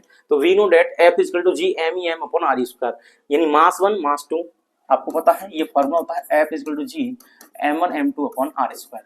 अब हमने क्या किया, एक मास लिया अर्थ का, ई लग रहा है मतलब अर्थ है, तो mass of earth mass of the body और रेडियस ऑफ अर्थ का स्क्वायर, तो इसकी जगह चेंज कर दिया, m1 की जगह हमने ये ले लिया, m2 की जगह पर हमने क्या है m ले लिया है। तो यहाँ पे ग्रेविटेशन का फॉर्मूला आएगा, और आपको पता है वेट, जो वेट होता है ऑब्जेक्ट का या उस किसी भी बॉडी पर जो फोर्स लगाती है अर्थ, वो जो होता है एफ इक्वल टू क्या होता है mg होता है। अब ये भी एफ है ये भी एफ है, दोनों को सेम कर दिए तो इसके इक्वल हम ये कर देंगे, तो mg इक्वल m, ये हो जाएगा m से मर जाएगा, तो छोटी g इक्वल टू आएगा बड़ी g m e upon are square, यानी small g is equal capital G m e upon are square. तो ये यहाँ से फॉर्मूला आएगा। अब g की वैल्यू कैसे कैलकुलेट करते हैं यहाँ पे देखिए, तो m e का मतलब होता है मास ऑफ द अर्थ, इसकी वैल्यू इतनी होती है, radius of the earth R E का मीनिंग होता है, और इसकी जो वैल्यू होती है 6400 किलोमीटर होता है, और इसको मीटर में हम ऐसे कन्वर्ट कर लेंगे। और जी की वैल्यू आपको होता है 6.67 होती है, बट यहाँ पे जी की वैल्यू कैलकुलेट करने के लिए आप 6.67 भी की जगह 6.7 भी यूज कर सकते हैं, तो यहाँ पे कर लेंगे। अब इसमें क्या करेंगे, G M E upon are square में G M E upon are square, G की वैल्यू आएंगे, एम ई की वैल्यू आएंगे, आर ई की वैल्यू को सॉल्व करेंगे, तो यहाँ पे ये वैल्यू आ जाएगी जी ऑफ अर्थ। तो अर्थ पे जो जी की वैल्यू होती है 9.8 होती है, और इसे क्वेश्चन में दे तो approximately 10 metre per second square भी देता है। जब क्वेश्चन में देगा तो ये यूज करेंगे, नहीं देगा तो हम ये यूज करते हैं। चलिए आगे बढ़ते हैं, न्यू टॉपिक देखते हैं, वेरिएशन इन जी। तो वेरिएशन इन जी, इसके लिए आपके कोई डेरिवेशन सिलेबस में नहीं है, तो इनको नॉर्मली समझ लीजिए कि जी डिक्रीज विद इंक्रीजिंग हाइट। जब भी ऑब्जेक्ट कोई ऊपर जाती है या नीचे जाती है तो जी की वैल्यू जो है डिक्रीज हो जाती है। कैसे हो जाती है, यहाँ पे डिक्रीज हो जाती है, g decrease with increasing in depth. तो ऑब्जेक्ट जितना नीचे आएगी अर्थ के तो जी की वैल्यू डिक्रीज होगी, ऊपर जाएगी तो जी की वैल्यू डिक्रीज होगी। जी डिक्रीज एज रोटेशन इंक्रीज, तो रोटेशन जितना बढ़ेगा, अर्थ का रोटेशन जितना ज्यादा बढ़ेगा तो जी कैसा हो जाएगा, डिक्रीज होता जाएगा। जी is equal 0 at the centre of the अर्थ, अर्थ के सेंटर पर जी की वैल्यू 0 होती है। जी is maximum at the poles, तो पोल्स पे जो है जी की वैल्यू मैक्सिमम होती है। जी is minimum at equator, equator पे कैसा होता है, मिनिमम होता है। ये कैसा है, देखिए यहाँ पर जी का जो हमने देखा था ये फॉर्मूला आया है जी का, तो मैं यहाँ लिख के दिखा दूं आपको, g is equal capital G M E upon R E square आएगा, और आर ई का मतलब है रेडियस ऑफ द अर्थ, तो हम इसे ऐसे लिख सकते हैं, यही रेडियस ऑफ अर्थ। यानी जैसे जैसे रेडियस बढ़ेगी जी की वैल्यू घटेगी, और जैसे जी ये कम होगा ये ज्यादा होगा। तो अर्थ जो होती है आपको पता है बिल्कुल स्फेरिकल नहीं है, तो यहाँ पे ये जो होती है इस लाइन को क्या कहते हैं हम, इक्वेटर कहते हैं। तो इक्वेटर जो है सबसे बड़ी रेडियस है, तो इक्वेटर सबसे बड़ी रेडियस है, इसका मतलब जी की वैल्यू यहाँ पे कैसी आएगी, बताइए जी की वैल्यू कैसे आई, कम आएगी। देखो रेडियस ज्यादा है, कौन सी, इक्वेटर वाली लाइन सबसे बड़ी होती है, बाकी जो होती हैं ये सारी जो है ये देखो छोटी हो जाएगी और छोटी हो जाएगी और छोटी हो जाएगी और छोटी हो जाएगी, और यहाँ पोल्स पे जाके ये जो पोल्स हैं ये वाले नॉर्थ और साउथ पोल्स हैं, यहाँ पे क्या ये और छोटी हो जाती है, इसका मतलब यहाँ पे ये छोटी हो गई और यहाँ पे ये छोटी हो गई, ये भी क्या है पोल्स, तो पोल्स पे आर की वैल्यू कैसे हो जाएगी, कम, तो आर की वैल्यू कम हो जाएगी पोल्स पे, तो जी की वैल्यू कैसे हो जाएगी, ज्यादा। तो पोल्स पे जी की वैल्यू कैसी होती है, ज्यादा होती है, तो हम लिख सकते हैं g is maximum at poles, g is minimum at equator. और मून की बात करें तो जी की जो वैल्यू है अर्थ के पर, जी की जो वैल्यू है अर्थ पर उसका 6 से डिवाइड कर देते हैं मून पर, जी निकल आता है, इसका मतलब जी की वैल्यू जो है मून पर कम हो जाती है। कितना कम हो जाती है आप यहाँ लिखिए 9.8 डिवाइड बाई 6, और इसको डिवाइड करके बताइए कितना आएगा मीटर पर सेकंड स्क्वायर में, ये आपको यहाँ पे मिलेगा। इस तरीके से जी में वेरिएशन होता है, याद रखें। तीन चीजों में डिक्रीज होगी, कैसे, हाइट बढ़े, डेप्थ बढ़े और रोटेशन स्पीड बढ़ जाए तो जी जो है डिक्रीज हो जाएगा। अगला देखिए, सेंटर पे कितना होता है, 0 होता है, पोल्स पे मैक्सिमम होता है, और इक्वेटर पे कितना होता है, ये मिनिमम होता है। आगे बात करते हैं यहाँ पे difference between mass and weight. तो मास और वेट में क्या डिफरेंट है, बेसिक सी चीजें हैं, आपको ये पेपर में पूछा जा सकता है डिफरेंस के लिए। तो it is the amount of the matter contain in a body, एक बॉडी में मैटर का कितना अमाउंट है, किसी बॉडी में कितना मैटर है, कितना मटेरियल भरा है, उसको मास कहते हैं। वेट क्या होता है, तो अर्थ किसी भी बॉडी को अपनी ओर जो खींचती है, जो एट्रैक्शन फोर्स लाकर खींचती है, जो ग्रेविटेशन फोर्स जो होता है किसके, देखो ये ऑब्जेक्ट है, इसको कौन खींच रही है, अर्थ। अगर मैं छोड़ दूं कहाँ है नीचे, तो अर्थ के अगर इसे खींच रही है तो कौन सा फोर्स आ रही है, इस पे एट्रैक्शन फोर्स आ रही है, तो जो एट्रैक्शन फोर्स जो है उस फोर्स की वैल्यू वेट के बराबर होती है। तो यहाँ लिख सकते हैं it is the gravitation pull of the earth on the body, ये क्या है, ग्रेविटेशन पुल है, यानी अर्थ जो है किसी भी ऑब्जेक्ट को जितने फोर्स से खींचती है उस फोर्स को हम क्या कहते हैं, वेट कहते हैं। नेक्स्ट बात करें, it is a constant anywhere in universe, mass की वैल्यू जो है कांस्टेंट रहती है एनीवेयर, यूनिवर्स में क्या है, कांस्टेंट रहती है। आगे आप पढ़ोगे कि किसी लाइट की स्पीड के अप्रॉक्स कोई बॉडी चलती है तो मास चेंज हो जाता है, बट आपको क्या सीखना अभी कि मास की जो वैल्यू है वो क्या है, कांस्टेंट रहती है यूनिवर्स में, बट क्या वेट क्या है, वेरी करता है, it varies according to variation in the acceleration due to gravity. क्यों, देखिए वेट का जो फॉर्मूला होता है ये होता है W is equal to mg। अब यहाँ पे देखिए m तो एनीवेयर कैसा है, कांस्टेंट है, बट जी क्या है यहाँ पे चेंज होगा, और जी के लिए हमने आपको बताया है जी की वैल्यू इस तरीके से चेंज होती है। अब जी की वैल्यू इस तरीके से चेंज होती है, इसका मतलब क्या चेंज होगा, यहाँ पे वेट भी चेंज होगा, क्या चेंज होगा, वेट भी चेंज होगा। कैसे चेंज होगा, वेट का फॉर्मूला हो गया W is equal to mg। अब जहां जहां जी चेंज होगा वहां वेट चेंज होगा। जैसे अगर हम इक्वेटर की बात कर लें तो वेट एट इक्वेटर, तो इक्वेटर की बात करें तो यहाँ पे आ जाएगा m, और g की वैल्यू देखिए g is maximum at pole, g is minimum at equator, तो g कैसा है यहाँ पे मिनिमम है, तो g यहाँ पर ये मिनिमम आएगा, तो सीधी सी बात है वेट भी कैसा हो जाएगा, मिनिमम। तो यहाँ वेट लिख देंगे, वेट कैसा हो जाएगा भाई, मिनिमम। तो इक्वेटर पर किसी भी इंसान का वेट मिनिमम हो जाता है। पोल्स की बात कर लें तो वेट एट पोल्स, कहाँ पे बात कर लें, पोल्स, तो ये आ जाएगा m, और g एट पोल्स, पोल्स पे जी की वैल्यू कितनी है वो लिख दो, तो यहाँ पे जी एट पोल्स जो आ जाएगा तो वो कैसा होगा m, और यहाँ पे ये जी कैसा होता है, मैक्सिमम होता है, तो यहाँ से वेट जो निकलेगा मैक्सिमम निकलेगा। तो किसी भी इंसान का जो वेट होगा मैक्सिमम कहाँ पे होगा, पोल्स पे होगा। अगर अर्थ के पोल्स पे चले जाएंगे तो हमें क्या है, हमारा वेट बढ़ा हुआ लगेगा। और अगर मान लीजिए सेंटर पर चले गए, अर्थ के सेंटर पर चले गए, यहाँ पे जी की वैल्यू कितनी, 0, तो यहाँ पे जब फोर्स निकालेंगे तो W is equal to m multiply g, तो m ऐसी रहेगा, g की जगह रखेंगे 0, तो W कितना आ जाएगा, 0 न्यूटन, तो यहाँ पे क्या है 0 न्यूटन हो जाएगा। तो इसका मतलब ये हुआ W की वैल्यू यानी जो वेट है वो चेंज होता है G की वजह से, क्योंकि G चेंज होता है इसलिए वेट चेंज होता है, याद रखना इस चीज को, ठीक है ना। और जो वेट जो है, वेट क्या एक फोर्स है, क्या है, वेट एक फोर्स है तो इसकी जो यूनिट होगी वो न्यूटन में आएगी। किस में आएगी? न्यूटन में। तो हम जो बताते हैं हम कितने की कोई पूछता है कि आपका वजन कितना है, तो हम कहते हैं कि 60 केजी है, 40 केजी है, 50 केजी है। इसका मतलब आप मास बता रहे हैं, दैट इज नॉट वेट। अगर वेट बताएंगे तो आपको क्या करना पड़ेगा, उसमें जी का मल्टीप्लाई करने का। फॉर्मूला ऑफ वेट क्या है? W equal to mg। तो मास में अगर g का मल्टीप्लाई कर देंगे, 9.8 का मल्टीप्लाई करेंगे, तब आपका वेट निकल के आएगा। तो आज के बाद आप जब भी आप वेट की बात करें तो आपका जितना मास है उसमें 9.8 का मल्टीप्लाई कर दें, या अप्रोक्सीमेटली आप 10 का मल्टीप्लाई कर दें। जैसे कोई 40 kg का है तो 10 का मल्टीप्लाई कर देंगे, 400 न्यूटन उसका वेट हो जाएगा। आगे देखिए, it is independent fundamental quantity, यानी जो मास है वो किसी पर डिपेंड नहीं करता, बट वेट डिपेंड कर रहा है। आपको दिख रहा है किस पर डिपेंड करता है? जी पर डिपेंड करता है। तो it is A dependent and derived quantity.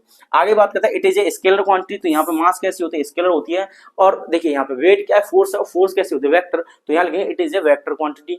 Next देखिए, mass can never be zero, mass कभी जीरो नहीं हो सकता, और वेट कैन बी जीरो। अभी बताया था वेट कहाँ जीरो हो सकता है? अभी बताया था कि यहाँ पर जो जी की वैल्यू जीरो होती है सेंटर पे, तो डब्ल्यू कितना हो जाएगा? जीरो हो जाएगा। तो अगर हम सेंटर पे चले जाएंगे तो हमारा वेट जो है कितना हो जाएगा? जीरो हो जाएगा। द ऐसा unit of mass is KG. तो मास की यूनिट जो होती है केजी होती है, ऐसा unit of weight is newton. ठीक है, तो इसकी यूनिट क्या होती है? न्यूटन होती है। वैसे इसे ग्राम में भी लेते हैं, वो सीजीएस यूनिट होती है। आगे देखिए, फॉर्मूला वेट का W इक्वल टू क्या होता है? mg होता है। इसको आप नोट कर लीजिए, स्क्रीनशॉट ले सकते हैं। आगे बात करते हैं न्यूमेरिकल्स की, और यहाँ पे आपके पेपर में क्वेश्चन पूछा जाना है, कोई ना कोई क्वेश्चन आपको पूछा जरूर जाना है। ये वाला नहीं, इससे अगला जो आएगा वो क्वेश्चन आपके पेपर में आने वाला है। इस तरीके का जरूर आएगा। लैंग्वेज चेंज हो सकती है, डाटा चेंज हो सकता है, पर क्वेश्चन चेंज नहीं होगा। तो mass of N object is 10 kg। तो यहाँ पे मास की वैल्यू लिख दीजिए आप 10 kg। आगे कह रहा है what is its weight on the earth. तो वेट बताना है अर्थ पर, भाई W इक्वल mg लगा दो। m की वैल्यू आपको 10 दी है, g की वैल्यू 9.8 लिख दो भाई, 9.8। जब g नहीं दिया तो 9.8 लगाइए। तो यहाँ से डेसिमल हटाएंगे, यहाँ पे जीरो बढ़ाएंगे, ये मर जाएगा। तो W इज इक्वल टू आ जाएगा 98, और यूनिट लाएंगे न्यूटन, क्योंकि ये क्या है? फोर्स है। बस इतना सा ही क्वेश्चन है, इससे ज्यादा कुछ नहीं है। आगे बढ़ते हैं। ये क्वेश्चन इंपोर्टेंट है। कैसा? ये इंपोर्टेंट क्वेश्चन है। ऐसे क्वेश्चन आपके पेपर में पूछे जाते हैं। An object wait 10 Newton. तो देखिए वेट जो दिया है वो 10 न्यूटन दिया है। An object wait 10 Newton when measure on the surface of the अर्थ। तो अर्थ पे है ये। कहाँ पे? ये अर्थ पे है। तो मैं यहाँ पे लिख देता हूँ weight on earth, weight on earth is equal to 10 newton. आगे कह रहा है what would be its weight when measure on the surface of the moon. तो ये कह रहा है आपसे कि वेट जो है मून पर कितना होगा, ये बता दीजिए। चलिए मून की बात करते हैं। तो वेट ऑन मून, आपको फॉर्मूले में थोड़ा सा चेंज करना था। फॉर्मूला हो जाएगा यहाँ पे mg, और ये जो g आएगा वो कौन सा आएगा? मून वाला आएगा। भाई W इक्वल टू क्या आ जाएगा? mg, और g की जगह क्या लिख देंगे? मून। तो m तो एज इट इज रहेगा। अब g की जगह पे अभी बताया था मैंने, यहाँ पे देखिए कि g की जगह पर आपको क्या करना है? मून पे निकाल। तो g जो है अर्थ का 6 से डिवाइड करने पर मिलता है। g at moon, g at moon करना है GE/6। क्या करना है? GE/6 करना है, यानी g को चेंज करना है, और इसलिए क्वेश्चन पूछा गया है। तो आपको क्या करना है? g at earth upon 6, g at earth upon 6 आ जाएगा। तो हम W एट मून निकालेंगे, तो W एट मून निकालेंगे तो ये आ जाएगा mg। इसका मतलब ये जो अर्थ पे जो वेट है, फॉर्मूला क्या होता है वेट का? mg। तो ये जो वैल्यू आपको जो दी है mg दिया है, और g कौन सा लिया है यहाँ पे? अर्थ का। भाई मास चेंज नहीं होता, मास तो सेम रहेगा, g की वैल्यू चेंज होती है। तो जब अर्थ पे वेट निकालेंगे तो mge आ जाएगा, मून पर वेट लगाएंगे तो mg मून हो जाएगा। क्या चेंज होना है? g चेंज होना है। तो हमने क्या किया? m ऐसे रखा, और g मून की जगह। आपको पता है मून पे जो g होता है वो अर्थ पे g का 6 से डिवाइड करने पर मिलता है। तो 6 से डिवाइड करने पे मिलता है, तो GE/6 लिख देंगे। m g मून की जगह, तो g मून की जगह हमने ये लिख दिया, ये आ गया। और इसकी शक्ल देखिए आप, ये जो है बिल्कुल ऐसी है, यानी WE की तरह। तो WE मतलब वेट ऑन अर्थ अपॉन, यहाँ पे कितना आ जाएगा? 6 आ जाएगा। तो यहाँ पर जो वैल्यू दी आपको 10 दी है, अपॉन आ गया 6, तो ये आ जाएगा 5/3, और आप डिवाइड कर देंगे तो 1 टाइम्स जाएगा, और ये हो जाएगा आपका 6 टाइम चला जाएगा। इतने न्यूटन आंसर आ जाएगा, ये आंसर हो जाएगा। ठीक है, आप आराम से डिवाइड कर सकते हैं, देख सकते हैं सही है गलत है। इस तरीके से आपको करना है। बस याद कर रखना है, जो मास जो चेंज होता है, सॉरी जी जो चेंज होता है उसकी वजह से वेट चेंज होता है। तो अगर मान लीजिए आपको मून ना पूछा है, वैसे ज्यादातर क्वेश्चन में आपके पेपर में आता है मून पूछा जाता है। अगर मून ना पूछा है तो कोई और प्लेनेट की बात होगी, या कोई किसी और सैटेलाइट की बात हो जाएगी, किसी और चीज की बात हो जाएगी, बट वहां पे जी की वैल्यू आपको गिवन होगी। कि जैसे जी की वैल्यू यहाँ पे मैंने लिखी, तो पेपर में आ सकता है G at moon is equal to earth का 1/6 इस तरीके से आ जाएगा। तो आपको याद रखना है, पहले हमें क्या करना है, ये निकालना है अर्थ पे कितना वेट ये है, और इसकी फॉर्मूला जरूर लिखें साथ में वरना दिक्कत हो जाएगी। तो हमने ये लिख लिया, मून पे कुछ आपको समझ आया, डब्ल्यू मून निकाल तो mg मून, यानी जी कौन से मून वाला, और जी मून के लिए हमें क्या चाहिए, अर्थ का कन्वर्ट कर दो तो GE/6 हो जाएगा, और mg की वैल्यू आपको ये दी है WE रख देंगे, 6 से डिवाइड कर देंगे, आंसर आ जाएगा। ठीक है, तो अब देखिए थ्रस्ट एंड प्रेशर क्या होता है। तो थ्रस्ट क्या होता है, एक फोर्स होता है। तो the force acting on a body on an object perpendicular to the surface is known as thrust. और इसकी यूनिट की बात कर लें कि इसकी यूनिट क्या हो जाएगी, तो ये फोर्स है, ध्यान सुनिए, ये क्या है, थ्रस्ट एक फोर्स है, तो इसकी यूनिट क्या आ जाएगी, न्यूटन आ जाएगी। क्या आ जाएगी, न्यूटन आ जाएगी। थ्रस्ट क्या है, फोर्स है। जैसे मान लीजिए मेरा हाथ की सरफेस है और इस पे परपेंडिकुलर जितना फोर्स लगेगा, ऐसे नहीं लगाना, ऐसे नहीं लगाना, ऐसे नहीं लगाना, इधर उधर तिरछा उछा नहीं लगाना, बिल्कुल परपेंडिकुलर जो फोर्स लगेगा, 90 के एंगल पर जो फोर्स लगता है उसको हम थ्रस्ट कहते हैं। और प्रेशर क्या होता है, प्रेशर होता है थ्रस्ट अपॉन एरिया। थ्रस्ट क्या है, फोर्स है, और कौन सा फोर्स है, ये थ्रस्ट परपेंडिकुलर फोर्स है। तो प्रेशर क्या होता है, फोर्स अपॉन एरिया। अगर इसकी यूनिट की बात करेंगे तो फोर्स का न्यूटन, और एरिया का होता है मीटर स्क्वायर। ठीक है, और एक साइंटिस्ट थे जिनका नाम था पास्कल, तो यहाँ पे पास्कल, तो पास्कल भी इसका एक यूनिट होता है जो कि ऐसा यूनिट होता है, और इसे शॉर्ट में पीए लिखते हैं, यानी आधे पापा। ठीक है ना, पीए का मतलब यहाँ पे याद रखना पास्कल होता है, और इसका यूनिट जो होता है न्यूटन पर मीटर स्क्वायर होता है, और ये ऐसा यूनिट है, कैसा, ये ऐसा यूनिट है। ठीक है, ये ऐसा यूनिट होता है इसका, बाकी इसमें बहुत ज्यादा कुछ है नहीं है। आगे बात करते हैं इसके न्यूमेरिकल्स की। तो यहाँ पे न्यूमेरिकल्स देखिए, ये भी इंपोर्टेंट टॉपिक है। इस तरीके से कैसे न्यूमेरिकल करना है, देखिए, a 50 kg boy whose feet covers an area of 100 centimetre square. तो यहाँ पे देखिए आपको सॉल्यूशन लिखना है, गिवन डाटा लिखेंगे। तो गिवन डाटा में क्या करेंगे आप, गिवन डाटा में आप लिखेंगे 50 kg। तो मास की वैल्यू आपको दे दी गई है 50 kg। कैसे पता चला, केजी से, केजी से बताइए, केजी से पता कर लीजिए मास है।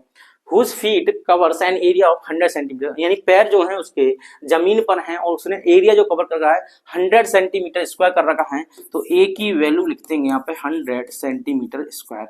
अब ध्यान रखिए आपको सेंटीमीटर स्क्वायर दिया, मीटर स्क्वायर नहीं दिया, तो आपको पहले मीटर स्क्वायर में कन्वर्ट करना है। और आपको पता है 1 मीटर में कितने होते हैं, 100 सेंटीमीटर होते हैं। अगर मैं 1 सेंटीमीटर आता हूँ, 100 को इधर भेज दूंगा तो 1/100, और ये मीटर, और ये आ जाएगा सेंटीमीटर।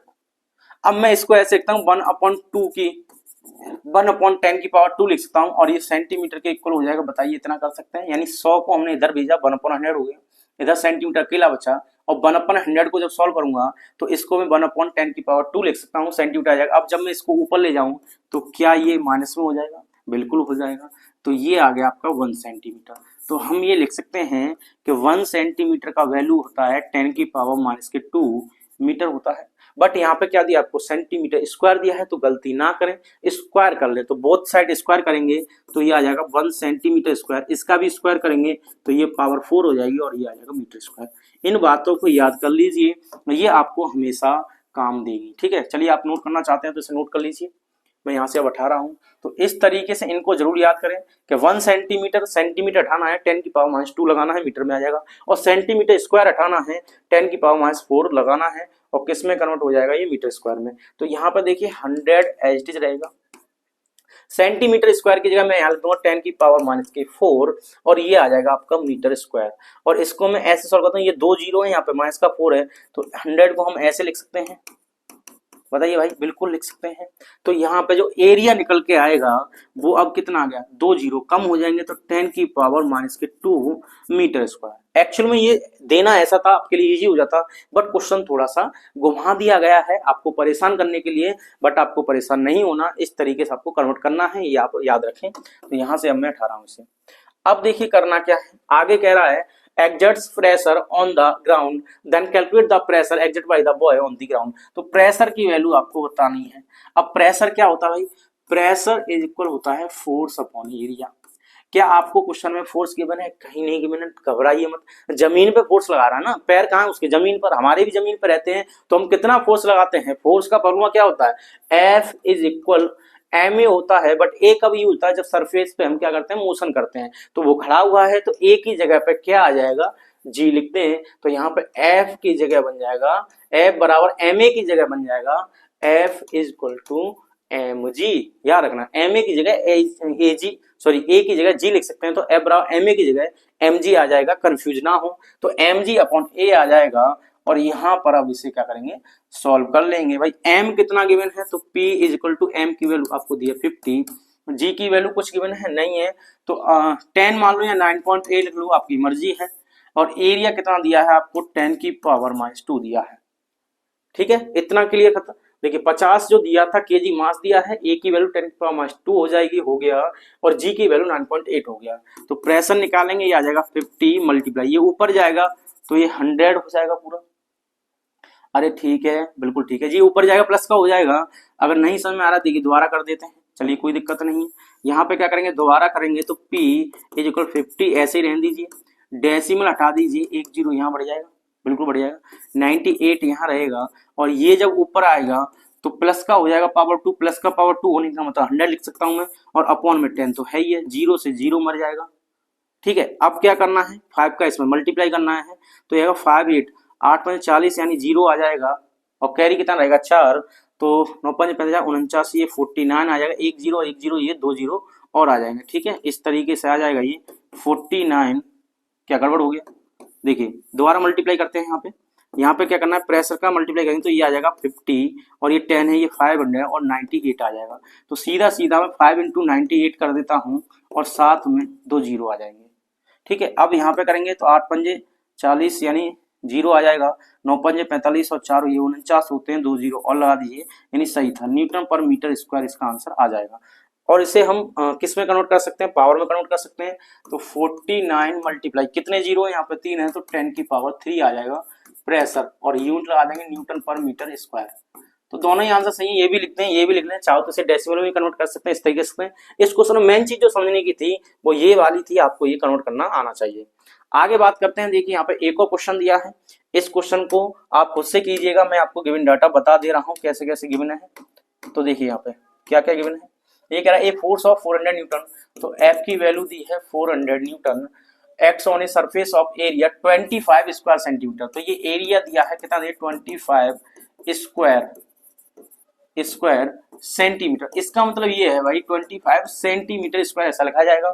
और आपको मैंने अभी बताया था 25 एस्टेज रहेगा, और सेंटीमीटर स्क्वायर -4 लिख देना, मीटर स्क्वायर कर देना, एरिया कन्वर्ट हो जाएगा। Calculate the thrust and pressure, तो थ्रस्ट क्या होगा, तो ये थ्रस्ट ही हो जाएगा। थ्रस्ट क्या होता है, थ्रस्ट होता है फोर्स, तो ये थ्रस्ट ही हो जाएगा, थ्रस्ट की वैल्यू इतनी रहेगी, थ्रस्ट चेंज नहीं होगा, क्योंकि थ्रस्ट जो होता है फोर्स होता है, फोर्स आपको गिवन है। आगे क्वेश्चन कह रहा है calculate the change in pressure when the force is 600 Newton. तो आपको एरिया दिया है, फोर्स दिया है, तो प्रेशर निकालेंगे, तो प्रेशर क्या आ जाएगा, फोर्स अपॉन एरिया। अब फोर्स कितना दिया आपको, 400 दिया है, और एरिया आपके पास ये है 25 मल्टीप्लाई 10 की पावर -4। इसको सोल्व करेंगे तो देखिए इससे ये कट करेंगे, कितने टाइम जाएगा, यानी 25 चौका 100 होता है, और एक बार तो चला ही जाएगा, सीधी सी बात है। 100 को जब हम डिवाइड करते हैं, किसके साथ डिवाइड करते हैं भाई, इसको हम ऐसे भी कर सकते हैं, बहुत आसान हो जाएगा। मैं 4 मल्टीप्लाई 100 कर दूं, अपॉन में कर दूं 25 मल्टीप्लाई 10 की पावर -4, भाई 400 में डिवाइड करने से बेहतर है हम इसका डिवाइड इसमें कर दें, ये कितने टाइम जाएगा, 4 टाइम जाएगा। ठीक है, और इसका इसमें मल्टीप्लाई कर देंगे तो ये 16 आ जाएगा अपॉन 10 की पावर -4, और ये ऊपर जाएगा तो 16 मल्टीप्लाई 10 की पावर 4 न्यूटन पर मीटर स्क्वायर ये प्रेशर निकल आएगा, जब आपको फोर्स इतना दिया है और एरिया इतना दिया है। आगे क्वेश्चन में कह रहा है calculate the change in pressure when the force is 600 Newton. तो फोर्स की वैल्यू कितनी आ गई भाई, 600 न्यूटन आ गई, एरिया फिक्स है, कोई चेंज नहीं हुआ, तो 25 मल्टीप्लाई 10 की पावर -4 मीटर स्क्वायर। अब आपको प्रेशर बताना है, इसको आप खुद से कीजिए, फोर्स अपॉन एरिया लगाइए, सॉल्व कीजिए, यहाँ पे क्या आंसर आएगा। ठीक है, इसको आप खुद से कीजिएगा, इसमें कोई दिक्कत नहीं है। अगला देखते हैं प्रेशर इन फ्लूइड्स। देखिए फ्लूइड का मतलब होता है या तो वो लिक्विड होंगे और या वो गैस होंगे, तो इनको फ्लूइड्स कहा जाता है।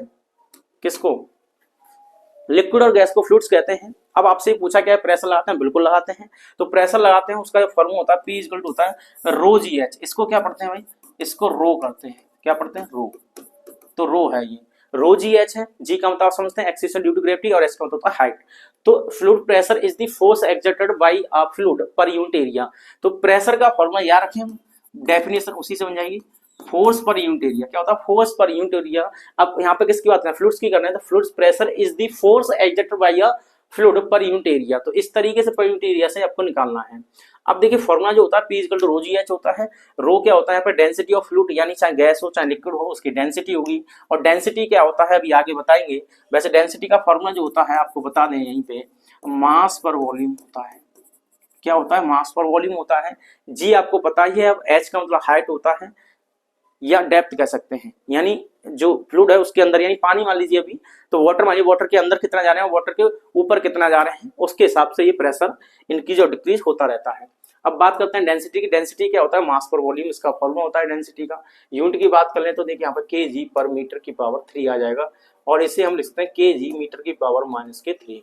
ये इसका यूनिट होता है। रिलेटिव डेंसिटी की बात कर लें तो रिलेटिव डेंसिटी का मतलब होता है कि किसी भी ऑब्जेक्ट का आपको डेंसिटी चाहिए तो यहाँ पे लिखिए डेंसिटी ऑफ अ सब्सटेंस, जिसकी चाहिए उसको यहाँ लिखिए, और किसके रेस्पेक्ट में चाहिए, तो ज्यादातर हम वाटर के रेस्पेक्ट में निकालते हैं, इसलिए यहाँ पर डेंसिटी ऑफ वाटर लिखेंगे तो ये आती है रिलेटिव डेंसिटी। तो रिलेटिव का मतलब होता है रिश्तेदारी या जानकारी। रिलेटिव का मतलब क्या होता है, रिश्तेदारी। और रिश्तेदारी चलाने के लिए क्या आप अपने आप से रिश्तेदारी चला लो, या मैं अकेला अपने आप से रिश्तेदारी चलाऊं, नहीं ना। ये रिश्तेदारी होने के लिए रिलेशन होने चाहिए, दो लोग होने चाहिए। ऐसे ही जब भी हम रिलेटिव डेंसिटी निकालेंगे तो दो डेंसिटी होनी चाहिए, एक जिस ऑब्जेक्ट की हमें निकालनी है वो, और एक वो जिसके रेस्पेक्ट में निकालनी है। एक वो जिससे रिश्तेदारी चलानी है, एक वो जिसके साथ चलानी है। जिससे रिश्तेदारी चलानी है वो चाहिए, और जिससे रिश्तेदारी चलानी है वो चाहिए, और किसको चलानी है, हमको चलानी है, तो अपन को यहाँ रखिए, जिससे चलानी है उसे यहाँ रखिए। तो जिसका रिलेटिव डेंसिटी हमें चाहिए उसको ऊपर रखिए, और जिसके रेस्पेक्ट में चाहिए उसे डिनोमिनेटर में रखिए, और यहाँ पे फॉर्मूला लगाइए, रिलेटिव डेंसिटी आ जाती है। यहाँ पे बहुत ज्यादा कुछ है नहीं है, बस डेंसिटी का मतलब यही है।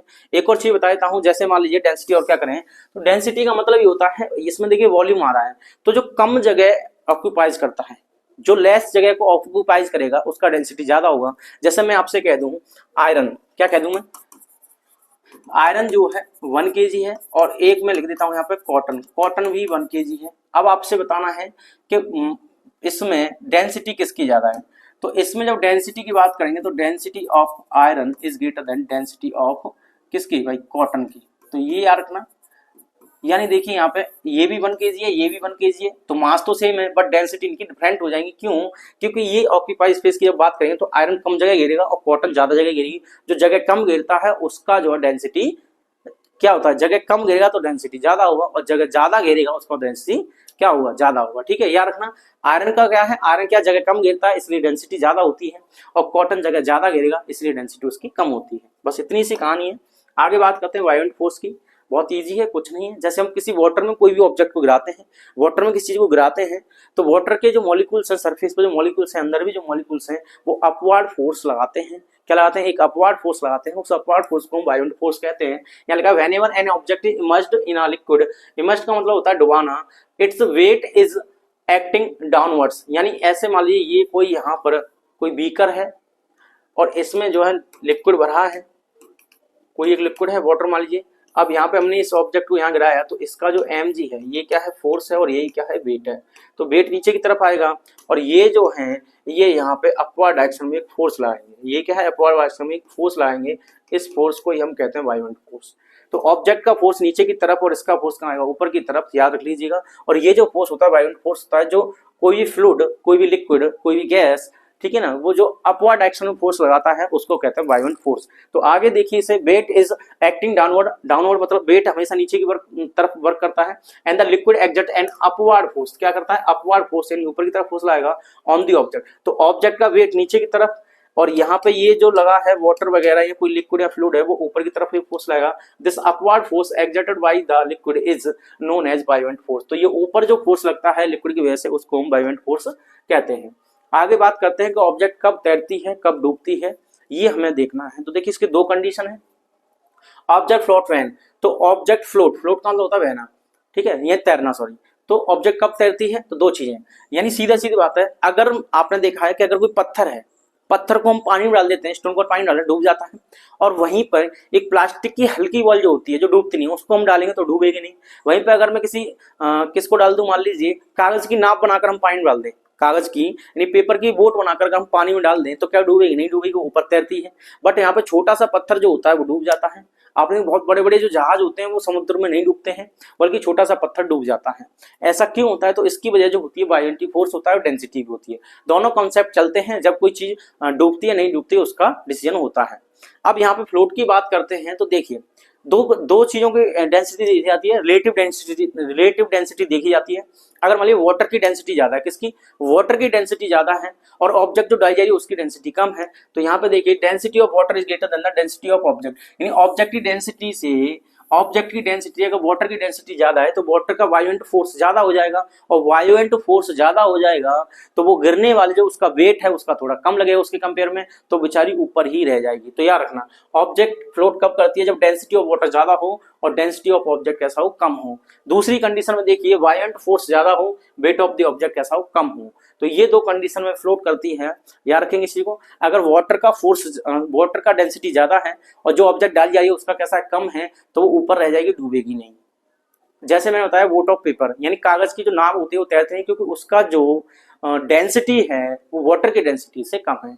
अगर हम स्टोन को डाल रहे हैं तो डूब जा रहा है, इसका मतलब है density of water is less than density of stone.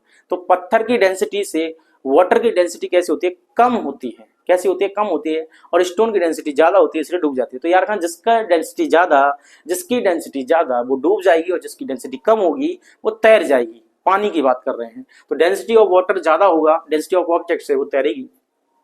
वायुएंट force जिसका ज्यादा होगा ऑब्जेक्ट के वेट से, यानी वो ऑब्जेक्ट हल्की है, वायुएंट फोर्स ज्यादा है तो भी वो तैरेगी। इसका जस्ट अपोजिट कर दीजिए तो वो सिंक हो जाएगी, सिंक होने का होता है डूब जाना। तो density of water, density of object is greater than density of water. Water से अगर डेंसिटी ज्यादा है, पत्थर की बात कर रहे थे, स्टोन की डेंसिटी कैसी होती है, ज्यादा होती है, क्योंकि स्टोन क्या करता है, जगह कम घेरता है, और जगह कम घेरता है उसकी डेंसिटी ज्यादा होती है।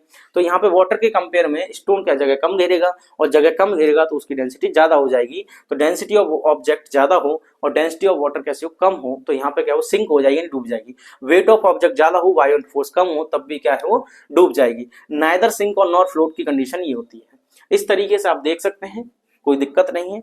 चलिए आगे बात कर लेते हैं आर्किमिडीज प्रिंसिपल की। इंपोर्टेंट है, पेपर में छप जाता है, पेपर में यहाँ से आता है, इसकी लैंग्वेज पूछी जाती है। तो ये क्या होता है, देखिए आर्किमिडीज प्रिंसिपल को समझने के लिए वैसे तो इसका काफी 25 से 30 मिनट की वीडियो बनाई जा सकती है, पर यहाँ शॉर्ट में समझाने की कोशिश करूंगा मैं आपको।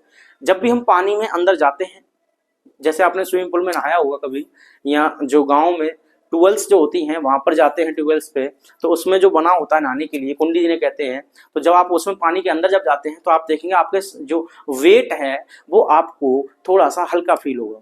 ऐसे पानी के अंदर कोई भी चीज जब डूबती है तो उसका जो वेट है एक्चुअल वेट से कुछ डिफरेंट होता है, यानी एक्चुअल वेट उसका मान लीजिए बाहर जो है 50 न्यूटन है, कितना है, 50 न्यूटन बाहर है, और जैसे वाटर में गया तो वो डिक्रीज हो जाता है, कुछ कैसा हो जाता है, डिक्रीज होता है। अब वो डिक्रीज क्यों होता है उसको बताने के लिए आर्किमिडीज ने एक अपना प्रिंसिपल दिया, और कितना डिक्रीज होता है, कितना कम महसूस होता है किसी को पानी के अंदर जाने पर। यानी आपका वेट बाहर 50 न्यूटन है, 50 न्यूटन है, जैसे ही पानी में गए तो आपको 50 लगेगा, उससे कम लगेगा। तो कितना कम लगता है उसे कैसे पता करें कितना कम हुआ, कैसे निकालते हैं, वो बताने के लिए आर्किमिडीज ने अपना एक प्रिंसिपल दिया। क्या कहता है प्रिंसिपल, उसे जानने से पहले एक चीज समझिए।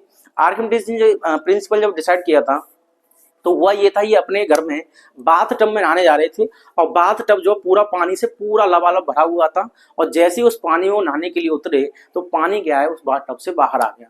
तो उनके दिमाग में तुरंत, साइंटिस्ट थे वो सोचते हैं बात को, तो तुरंत उनके दिमाग में ये आइडिया क्रिएट किया कि मेरे अंदर जाने से पानी बाहर आ गया तो किसी और ऑब्जेक्ट के जाने से भी क्या पानी बाहर आ जाता है। तो उन्होंने ऐसे ही मान ली बर्तन रखे और उन्होंने पूरा भर दिया और उसमें ऑब्जेक्ट डाला तो देखा कि पानी बाहर आ रहा है। तो वही समझने लग गए कि किसी ऑब्जेक्ट का अंदर जाने से पानी के, या किसी भी इंसान के पानी में जाने से जो पानी पूरा लेवल तक भरा होता है वो बाहर आ जाता है। अब वो बाहर क्यों आता है इसको बताने के लिए उन्हें आर्किमिडीज प्रिंसिपल यानी साइंटिस्ट ने प्रिंसिपल दे दिया जिसका नाम पड़ा आर्किमिडीज प्रिंसिपल।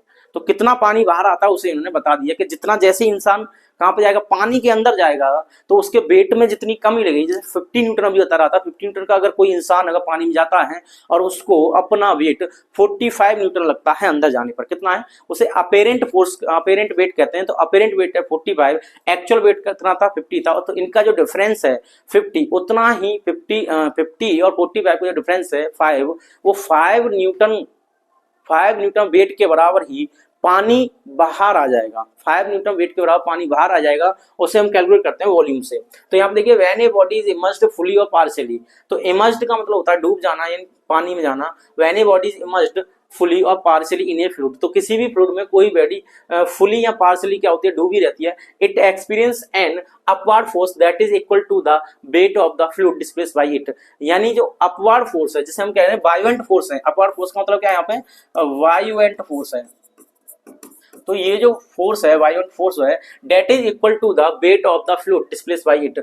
यानी जैसे किसी ऑब्जेक्ट को हम पानी में डालते हैं, वो डूबती है, तैरती है, उसकी वजह से पानी बाहर निकलता है, तो अपवर्ड फोर्स की कैलकुलेशन करते हैं, जो पानी कितना बाहर आया है उस पानी के वॉल्यूम से करते हैं। तो यहाँ पे देखिए वायुवेंट फोर्स निकालना है, कैसे निकालना है, wait of the displaced fluid, यानी वायुवेंट फोर्स है wait of the displaced fluid. जैसे पानी में गए, पानी बाहर हो गया तो उसको कहेंगे डिस्प्लेस्ड फ्लूइड कहेंगे। वाटर की बात करें तो फ्लूइड की जगह वाटर लिख देंगे। तो हम वाटर की बात करें, बार बार वाटर बता रहा हूँ, वाटर समझिएगा यहाँ पे।